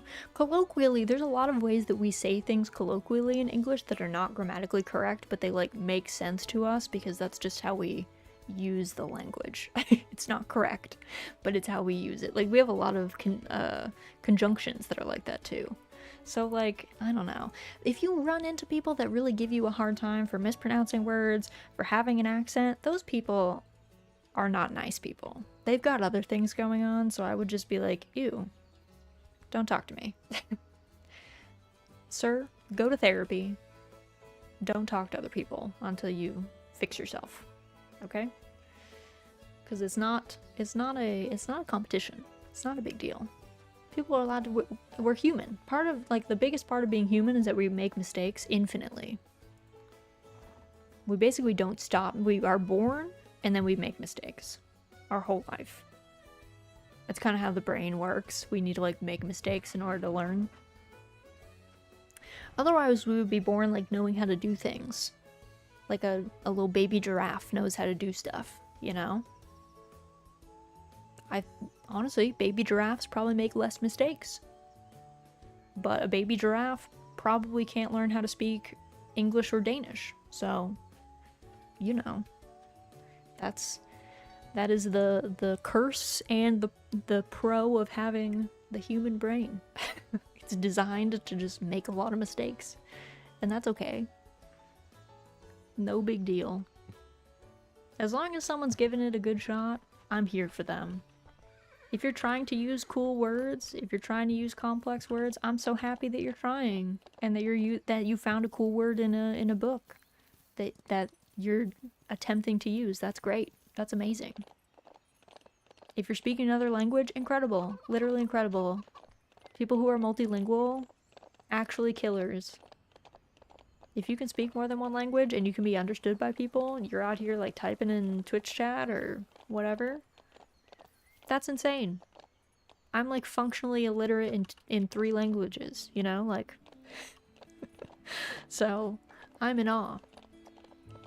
Challenge accepted. You'll be hearing about my giraffe language school soon. Okay, good. Please let me know. Please tell me. Keep me informed. Honestly, one of my biggest problems when I was abroad, when I lived in Japan, is I am functionally illiterate. I really can't read kanji. And I can speak, like, okay. But I cannot read kanji. And so I would have to ask people all the time for help with stuff. You're offered $500,000, but if you accept it, the person you hate the most in the entire world gets $1 million. Are you taking it? Well, I guess it would depend. It would depend on... I don't feel like I hate anyone. I don't feel like I hate anyone that much, to be honest. And the people that I don't like are not like that bad people that $1 million in their hands would be awful. So yeah, I'd probably take that. It would be me having to weigh if them having $1 million would make the world worse in some way. If they were like, had some capacity to do great harm. So yeah, I guess I would take it. Maybe. I don't know. I can't think of who I hate most in the world. I don't really hate anyone. You are so not illiterate. You don't need to put yourself down like that. Just because you can't read kanji doesn't make you illiterate. No, it did. I couldn't read most things. Signs, menus, forms, governmental forms were a curse. So I always had to ask people, especially like figuring out train lines. I really struggled with figuring out train lines, so I was always asking people, being like, hey, I would just get on a train and be like, hey, does this train go to this station? And people would be like, either yes or no. And I'd be like, okay, thanks. Move on with my life. But yeah, I always just had to ask people for stuff, because I just couldn't read. I was just really bad at reading. I was okay at like listening and speaking, but my teacher did not emphasize kanji learning, so I just didn't learn it that well. Happy Sunday, warriors! Let's confront the week with the spirit of Bushido and pragmatic self-affirmations. Welcome in, Lore. Hope you're doing well. Happy Sunday. Hope things are good by you. But yeah, I still can't read kanji, so I remain illiterate. And my French ability has degraded quite a bit. I think it's because I haven't practiced it, but I could read at one point in French, but no longer, I think. Probably no longer, but that's okay. There's always time to, you know... Oh, Rocky Mountain. Okay, we might go get these wild horses. I kind of want a dapple horse. So, it's okay though. You can always learn a language, you know, as long as you're alive, you can learn the language again. Relearn it, brush up on it. French ability, thank goodness that's low. Never know when you're gonna eat a baguette and wake up the next day with a beret and a striped sweater. Luckily, I don't think that happens. Luckily, I don't think that happens. I did have one sad encounter when I was interning. I was working trilingually, so I worked at a Japanese company, but the work I was doing for them was in French. And sometimes I offered English translation to them, but it like wasn't very much. Like that was like a smidge. So I spoke to my coworkers in Japanese, except for my seatmate was half Japanese, half French. So we would speak French sometimes if I had questions. Or if I needed to, like, I don't know. Sometimes I would ask her about what I was reading or whatever. And I have a clear memory of this Japanese girl coming for I wouldn't say an internship, but like a job shadow thing. And she was shadowing my seatmate for the day. And I remember I was in the lunchroom, the break room, and I was having lunch. And my Japanese ability was far below my French ability at this point, so I was much more comfortable speaking in French than I was in Japanese. Because I had been taking French for ages longer at that point, and I was just at a much higher skill level. And she brought this Japanese girl in and introduced her and was like, "Oh, she also speaks French, so you can speak French with each other." And I got so hype, and so I introduced myself in French, and looking back, I definitely was like, I said it way too fast. I should have slowed down, but I was just so excited to speak at like kind of a normal pace because my Japanese still felt like kind of slow and stilted at the time. And I like introduced myself and said what I was working on. And I remember like the conversation kind of like naturally coming to the end of my intro, and like it would have naturally turned back to her to respond, and she just looked so deer in the headlights, and I realized that I had totally just like blown past this poor girl. Like, she probably did speak French, but I don't know how much she like got to practice it, or like I don't even know if she was like a university student. Like maybe she was like in French, but like French 101. I don't know. And I was like, oh no. This is her villain origin story, and I feature prominently in it. I should probably be slower next time and be more chill, have more chill. Because I think I made her feel bad, and it was not her fault. We just happened to have kind of the inverse scenario where I felt more comfortable in French and she felt more comfortable in Japanese. I think we spoke in Japanese after that, and it was fine, but I felt bad that I had put her in that situation where she probably felt bad, like she didn't understand, and I was like, oh no. I have done to her what has been done to me every day here. What have I done? I am the villain.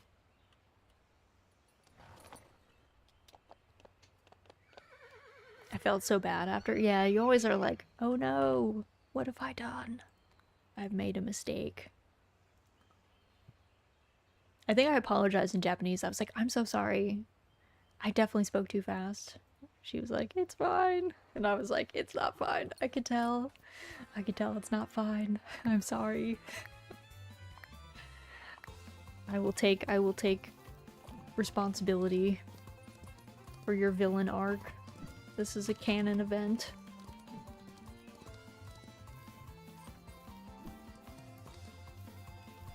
Je suis not Daijobu, actually her.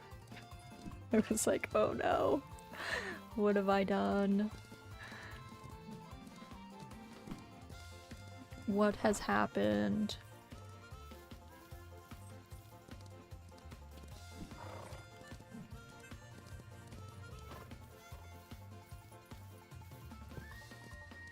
I almost hit that tree. That was close. Villain arc. Dang, Raz gonna be evil soon. Kind of feel like I already had my villain arc. I feel like being in your mid-20s is kind of being the villain. And then you age and are like, okay. If nothing else, you are definitely the villain to your own body, sanity, well-being in your 20s. Maybe not to other people, but to yourself. So, I feel like I've already had that phase. I think I'm done with it. Unless, like, I guess I am a villain to, like, the older corporate people above me who really don't like that I just say no about stuff. I probably feature heavily in their stories of villains at work, but that's okay. I'll take that. I accept that. I don't mind that moniker.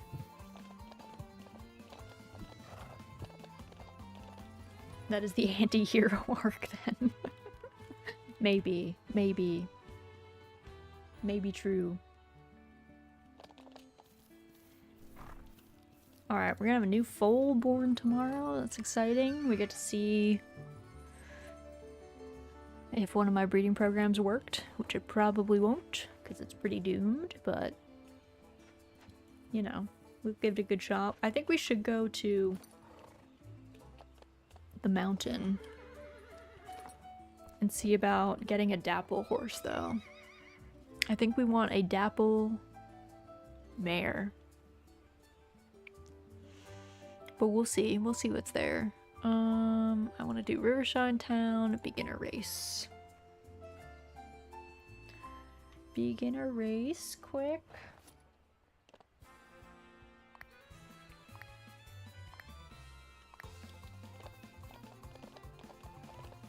Oh my god. Okay, well.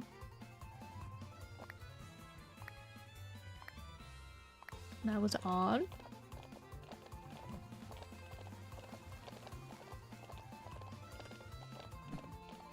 I've never been on top of a jump and not had it be green, but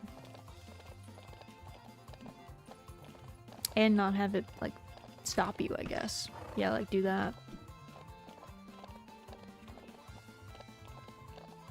But there's a first time for everything, I guess. Weird. This is made by a solo dev, and this is a new patch, so you know, bugs happen. That was a solo dev. She is churning out like a better game than most AAA studios, I'm not gonna lie. AAA studios really need to like have a big think about what they're pouring their resources into and whether it's worth it, I think. Yeah, let's go get these horses first. Let's see. Before I forget, because I definitely will. Where are you going, Pick? You're off? You're gonna go get food? Okay. Enjoy your breakfast. I do love these sheep. I really want the sheep and the goats at our house. I wish we could just have like one little goat chilling on our ranch. It could be a companion animal for our horses out in the field. I think that'd be cute.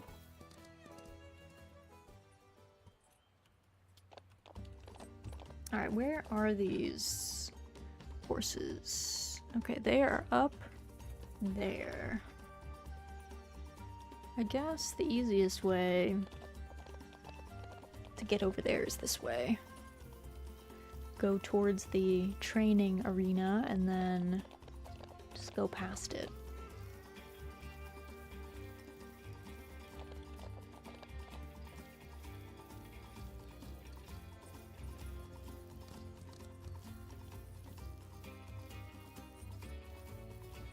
Because they just, this patch launched with this brand new trail and also introduced dapple horses. And I don't really know what I want to use a dapple horse for, but they are pretty, so there's maybe some cool stuff we could do. Alright, let's see. I think ideally we would want, for a dapple, I think we want, ideally I think we want a black horse. Do you have a dapple? You kind of look dappled. Hello. What are you?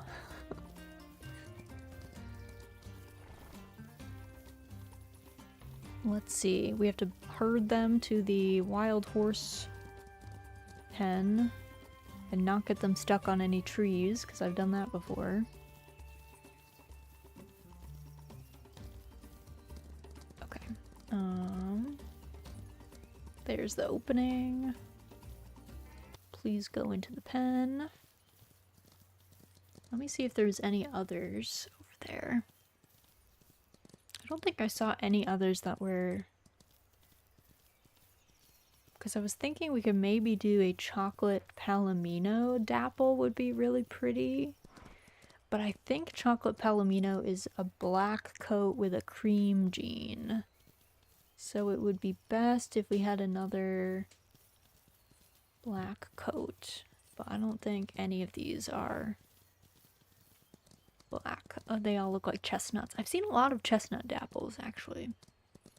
So let's see if this is a mare. If it's a stallion, we could still bring it home, though, because we could also do kind of a dapple Appaloosa situation, which could be fun. Alright, let me drop off my horse at the hitching post. Because I don't know that Strong Moose, he might be good enough trust level with me to not run away, but... Oh, you are dappled. Hello. Fiery Flame. Oh, she's a mare. Perfect. What are your stats? Intermediate everything. That's good. Dapple, black, Overo. I'm not a huge fan of the Overo, I guess, but she is pretty. Let's adopt her. You want to come sit, Pick? You want to come sit? Oh, there you go. There you go. Okay, let's adopt her. Nice. So she's gonna be back at our stable. You can only adopt one wild horse. So all the other horses are gone already. Now I gotta go back. And we'll start training her and the young adult, our colt, that we already had going.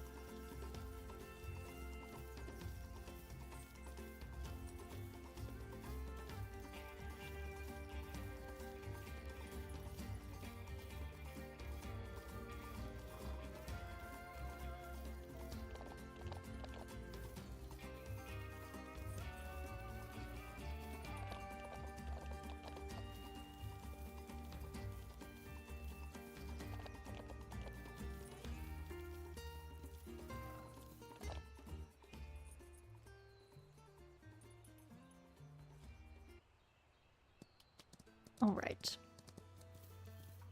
I think we'll probably go train Jump. So we have to go to Crystal Lake with our colt, and then I'll take a quick look at the mare we just got, and we'll see what she needs. We probably want to train her before we do any breeding programs with her, just so that her stats are as high as they could possibly be.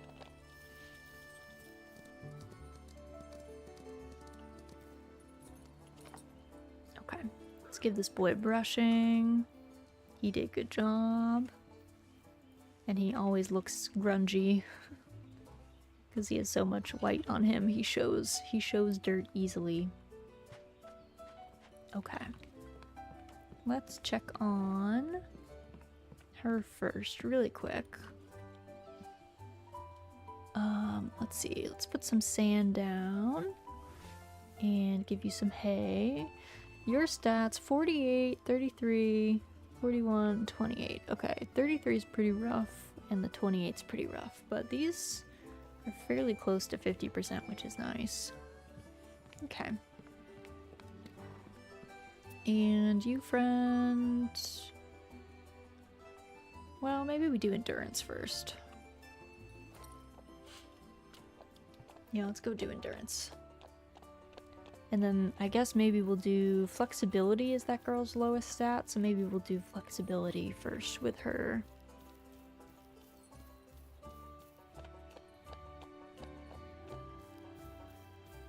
Kind of wild that we go from a horse being a wild horse to immediately being able to be ridden, which is not the case. But whatever. We'll take it. It keeps the process from being too slow, I think. A little bit of fantasy is good in this case.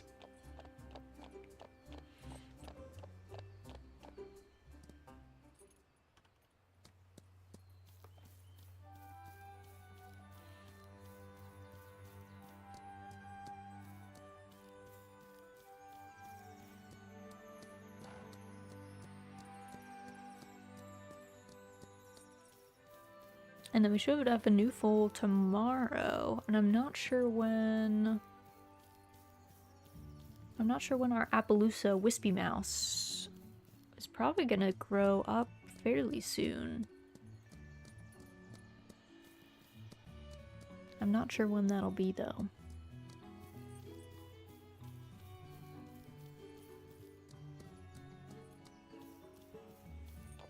Alright. Time to do endurance training, where we have to just flip back and forth between gallop and trot so we don't use up too much stamina.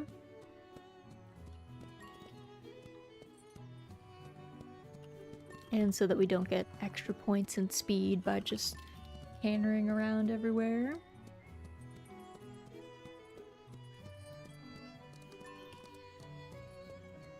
I used to do this with the speed arena too, but then I got lazy and I just started cantering. We get what we get. They're not the most efficient, but...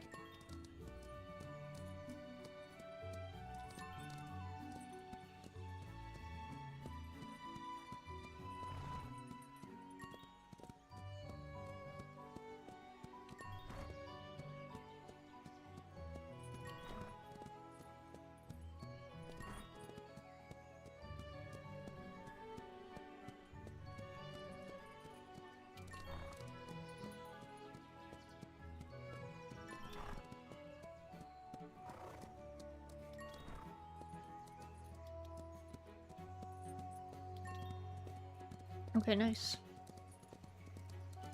There we go. It's always tricky with like the last bit. Because it's really easy to like lose your last little sliver of stamina to cantering or something by accident.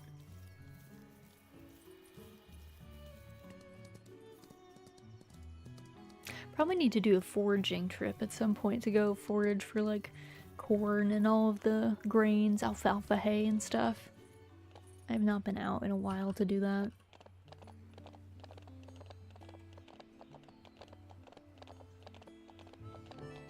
But first, I think we need to figure out what tack we're gonna use for our new dapple girl. I think she'd look good in purple, but I don't think I have any of the purple set. Oh yeah, actually, it's day 4. I need to put everybody in blankets who's outside. I should do that after this. Forgot. Normally I put blankets on my outdoor friends. And my indoor friends, I guess, because it's time. It's the cold season. Let's see. Wool blanket. Oh, the teal looks nice. Actually, also, what's your halter? Let's use the fluffy halter. I love the fluffy halter. I don't know. Let's put these friends. Yeah, when do you grow up? You're a young adult tomorrow. Let's see. I do like yellow for these boys. Red looks cute on him too, though. I don't remember what I had her in before. I think probably... yellow, I think, looks nice on her. What about you, girl? You're giving birth tomorrow? I think I put black on her before. And then, what should we have with you? Let's see. Let's see. For tack, let's do the fluffy halter. And then, I think we probably want... yeah, leather hackamore might be nice. And then...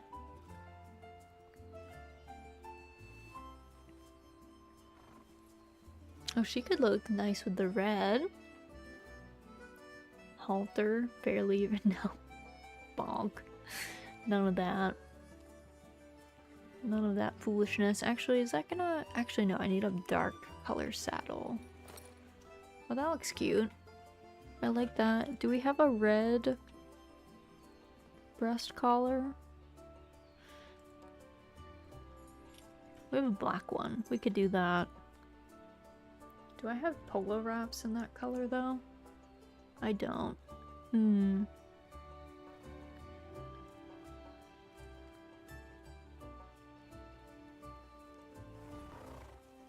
She looks a little silly with the not matching.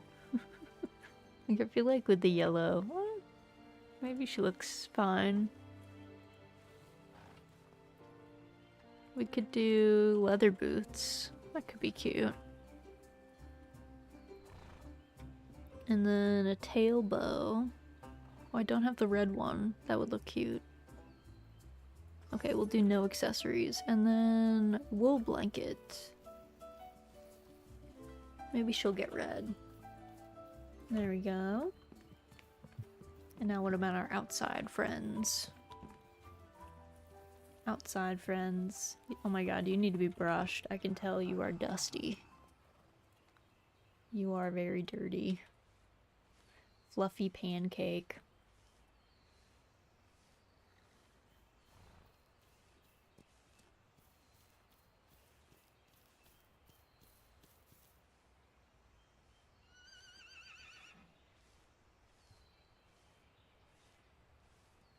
Okay.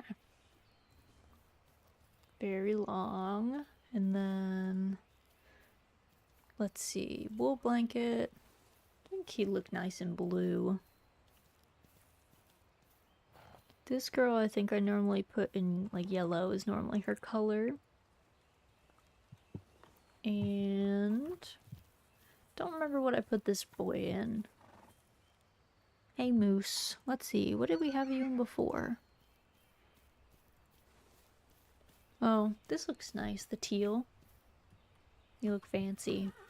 Okay, everybody all has their blankies on so they won't get cold. We're all blankied up. Okay. Energy. He's done. So now we're gonna bring our girl out. And I think we're gonna go do flexibility.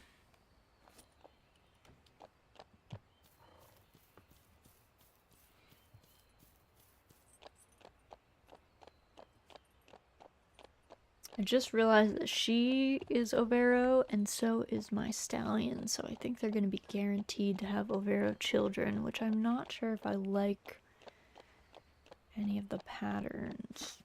But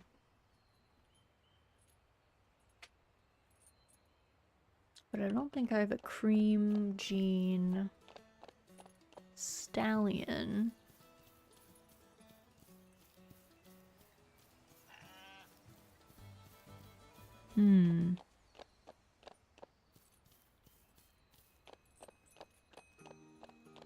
Maybe I mean, I guess his Overo pattern is not too wild, and it could look really cute with the dapple, because, like, she looks cute with the dapple.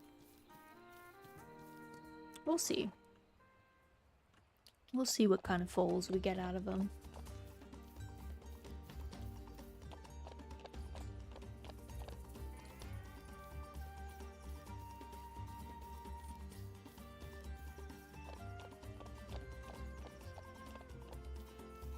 A dapple splash could be cute too, though.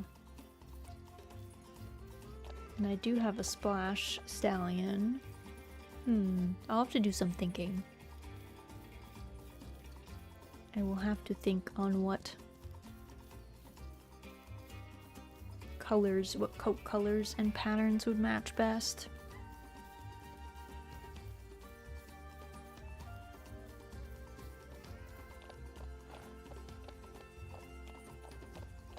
Because I love the dapple horses, they're very pretty.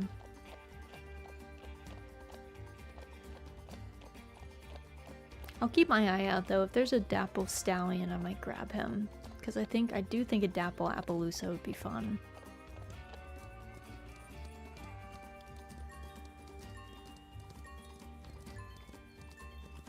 Oh, I need to slow down.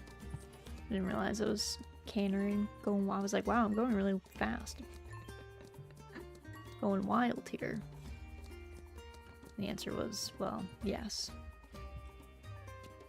Well, yes, you are in fact speeding through these.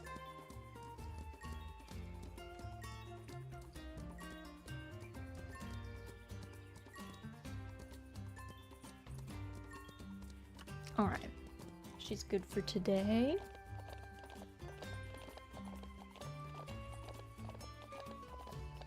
And then we'll see what baby we got tomorrow. Exciting. Very exciting. I guess we can always be on the lookout too if we get a different black dapple mare who's not Overo. Then we could maybe swap her out too, if need be.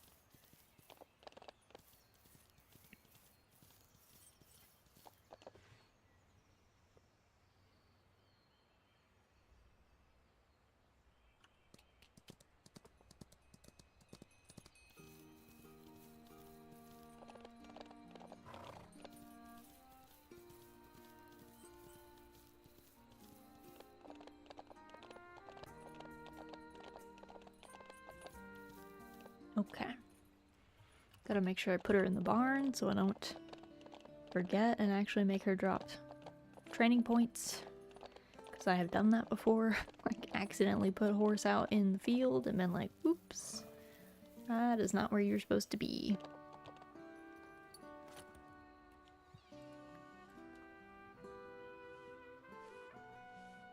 She does have she has a really strong dapple, I think. It's just a shame that the Overo pattern is kind of like covering all of it.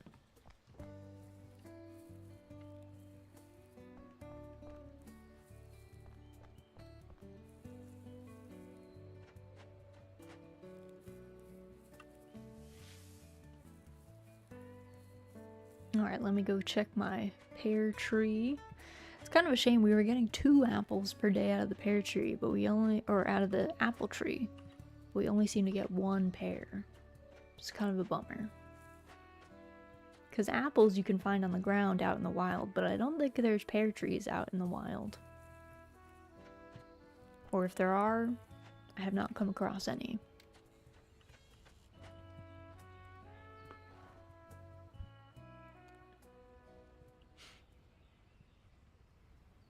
Alright, Wispy Mouse grew into a young adult. 3 cashew had a foal, and there's wild horses in Pine Forest. I'm not sure if there can be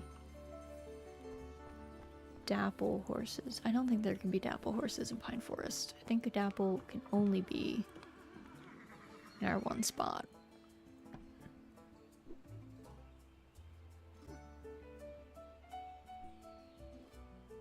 Alright, do our daily chores.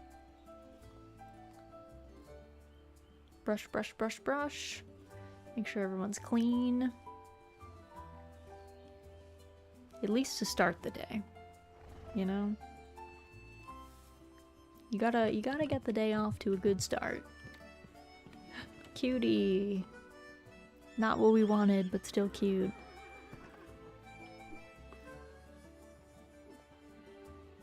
I keep getting these really, like, light-colored chestnuts out of these two. And I really want the liver chestnut, which is dark.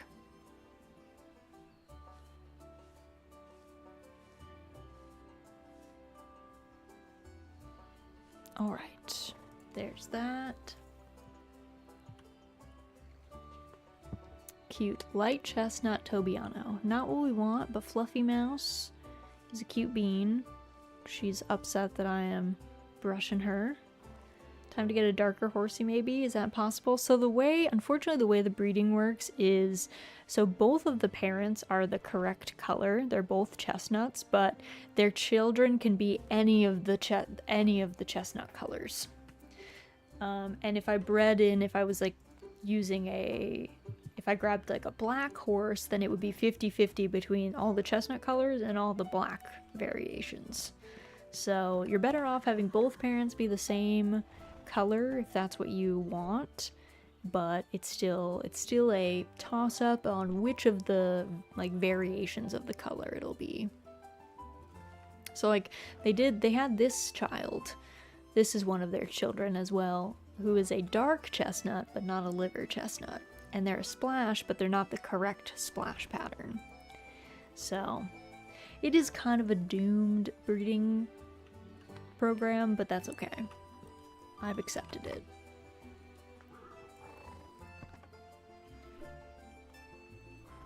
And then we're gonna have to get Wispy Mouse just grew up, so he's gonna have to get his own stall. It's like the gacha system of the game. It is. Yep, the gacha that you don't pay money into, but you pay time. Truly, it all comes back to gacha in the end.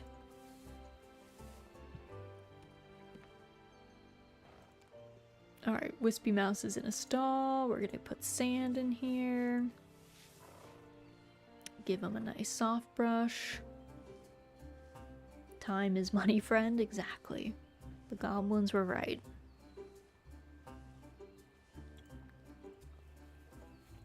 Alright, there we go.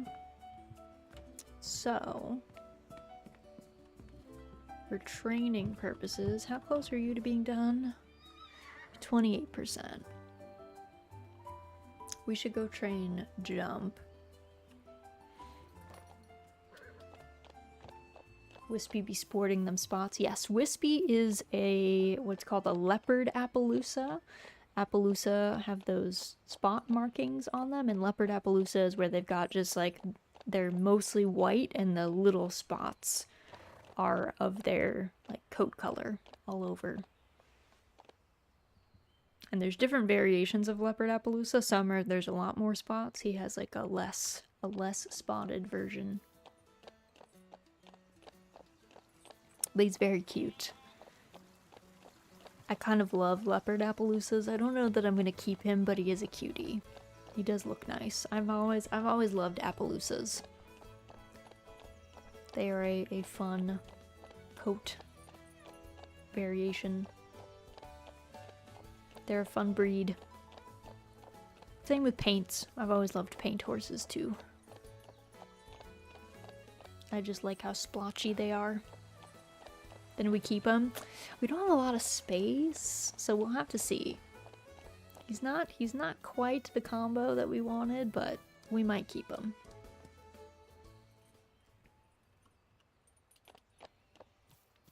We keep only the cuties. Yeah, well, there's been lots of cute horses that I've had to let go. His sibling was pretty cute too. His sibling was like a special cream color, golden cremello, and he was what we call a snow cap Appaloosa. So on his back, right near his tail, he had a big splotch of white on him. So he was very subtle, but he was very cute.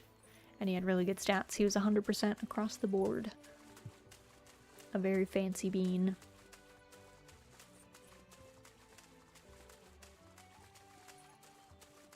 But I ended up selling him. I think I sold him for like 55,000 gold or something. So he sold for a lot. Other people also thought he was pretty. And by other people, I mean the NPCs that bid on your horses. The other fake characters in this game. I'm sure if it was open to actual bidding, things would get wild.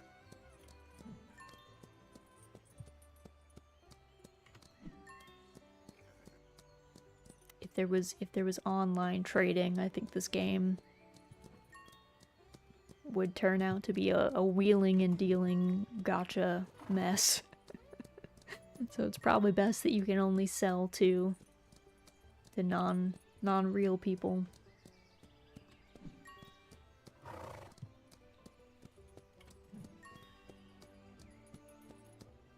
Especially with some of the stuff, like you can have like face markings and like leg markings passed down, so some of these horses have some rare combinations out in the wide world, I'm sure. NPC bidding already is wild. I know. Yeah, 55k is a lot. To be fair, I trained him up to 100% stats, so it wasn't like he was born and then I just sold him, but still. It didn't take that long to get him to max stats.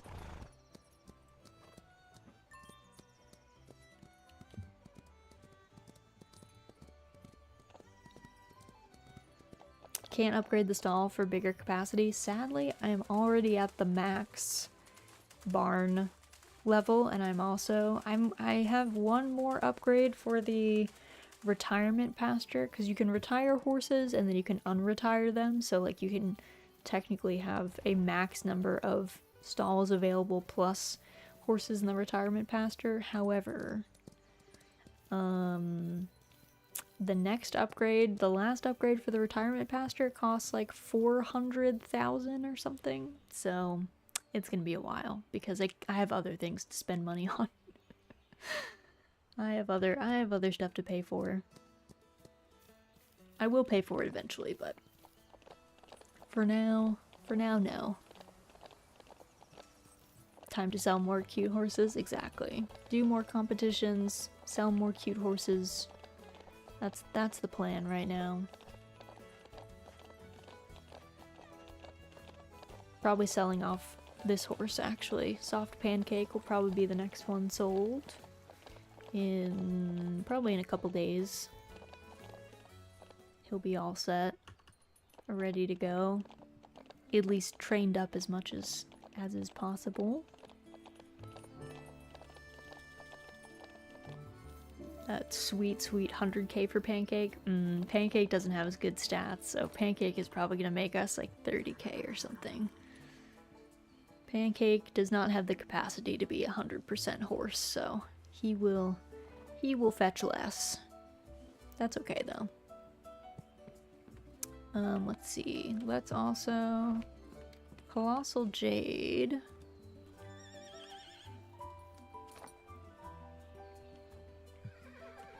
Let's put her in here. Let's see, we were breeding her with Fluffy Pancake. So let's do that.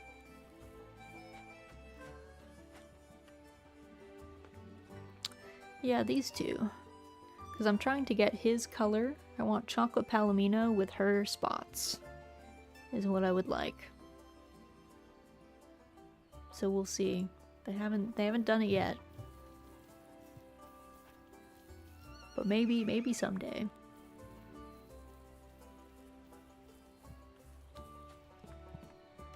And then let's see. Let's see, what's her we should do endurance with her today. So we'll go up to the endurance arena. Hi, Pink. What happened? Big stretch. Oh my goodness, you're gonna take my mouse? You're grabbing the mouse. You wanna drive? Also, thank you for the posture check. Everyone do a big stretch. Big stretch. Make sure that you are an uncooked shrimp if you must be a shrimp. And everyone get a sip of something. I'm having water, but doesn't matter what it is, something's better than nothing. Remember to feed and water your streamers, because they forget. They forget to drink and stretch and eat food. I'm more of a tall cucumber. Were you trying to see if Automod was gonna go after Cucumber?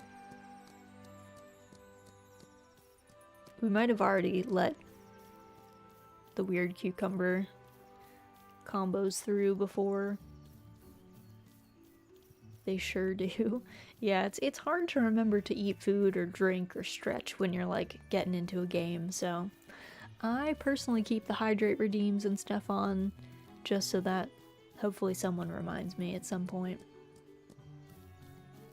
That's why mods are here. That's true. That's why mods exist. Mods are around to be like, hey, take care of yourself. What are you doing?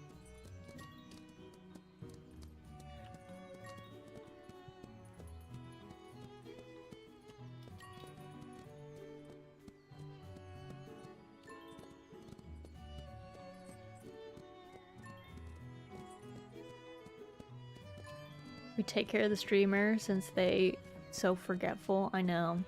It's because we just get into whatever we're doing, and then we forget what we're up to.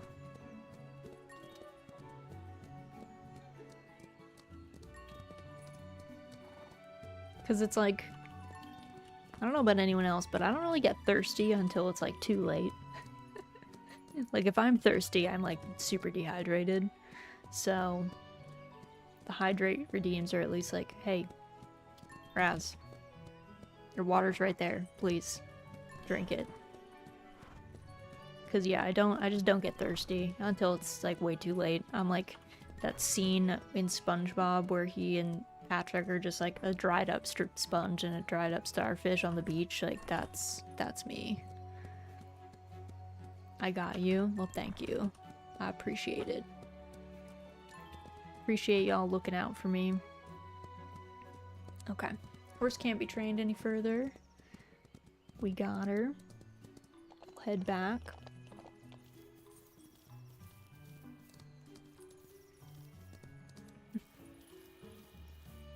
You're big snoozing, Pickles. You're big sleepy. Yeah.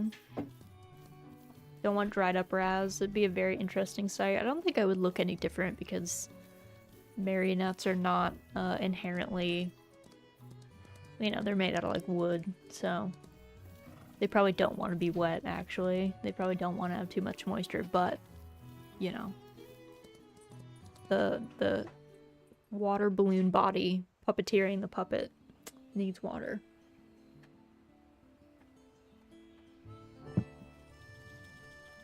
Pickles didn't get any sleep from the raindrop sounds. She got plenty of sleep. I think out of everyone in our bedroom last night, my husband and I and Pickles, I think she slept the best, actually.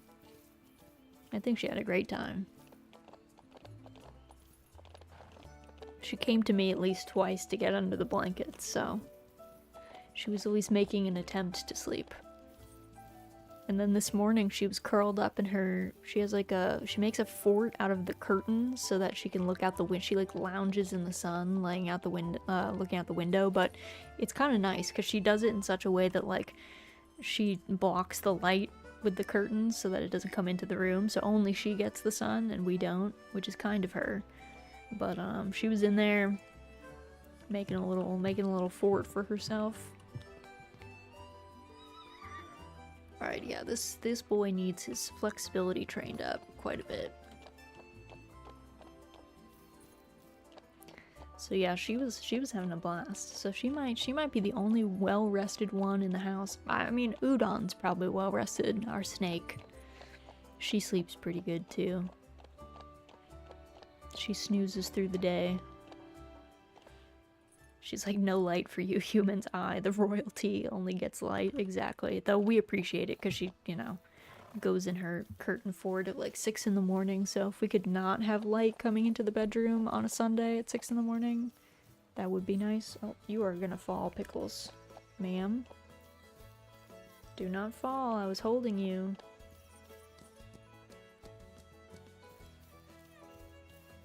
I feel like you're gonna fall, so I'm gonna move you. Oh, you're getting moved. No. No, you're gonna fall. Are you awake? You're gonna fall. I can tell.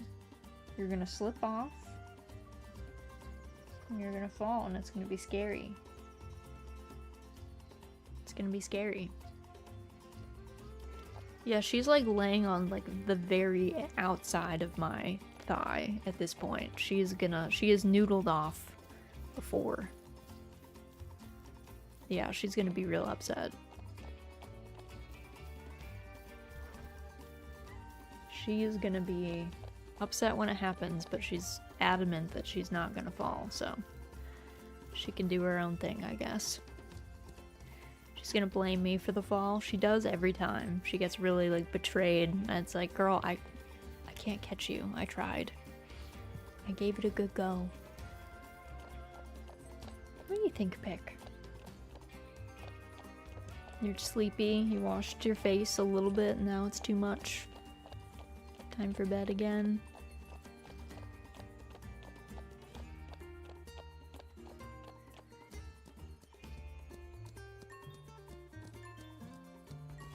I'm so glad that this flexibility arena came because it was so hard to train flexibility before. It was kind of nausea-inducing because you'd have to just wiggle back and forth in an arena. But this makes it much easier.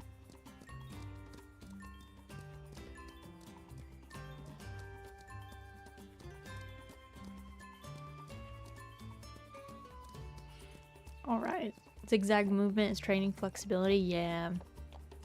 Yup. You gotta make these serpentines.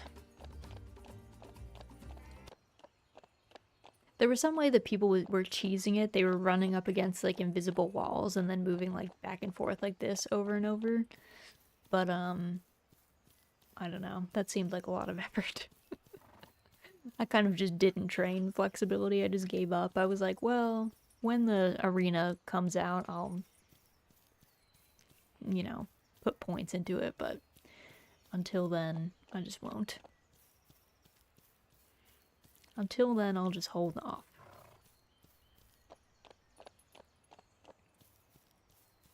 True, this looks a lot simpler and easier. It's much faster.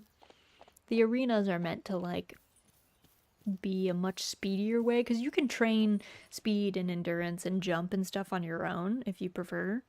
So you can always just do that. Flexibility, you can also walk backwards to train it, which is slow, but you can do that. And you get bonus, like you train it up faster if you work on that thing in the zone that has the specific arena. So even if you're not using the flexibility arena, if you're walking backwards in Rocky Mountain, you train up flexibility faster than you would just like doing it on your farm. And you can also train in your indoor arena. I think you also get a boost to all stats that you train in your indoor arena, so it's also faster than just being in the normal thing. But this costs a lot of money to build on your farm. So if I go in here and I say like intermediate, like flower fence or whatever, I can go and just train, you know, jump or whatever, and then it'll speed up. Like, jumping in here will be faster than jumping in my normal outdoor arena, but I don't think it'll probably be that much faster than... It might be the same speed as jumping in Crystal Lake, for instance, but yeah, so it is cool. So if you prefer to do it that way, or if you just need to get like a couple points in something and it's not really worth you like trekking all the way out to go to one of the special spots, you can do it at home. But every farm comes with your like main central ring unlocked, so you can always train in there if you like. You can put jumps down, you can make it empty, you can also just run around on your farm. Any of those works. So it's just up to personal preference. Horse. Welcome in, Ferret. Hope you're doing well. Hope things are good by you. Happy Sunday. We got lots of horses. Some might say too many horses, but we're not quite full yet. Kind of reminds me of Valheim a bit. Valheim. I played Valheim way back when it came out, and then I feel like I have not revisited it since. Never enough horses. Did they add horses to Valheim? Is that a thing? Happy Mario. Happy Mario. No, not yet.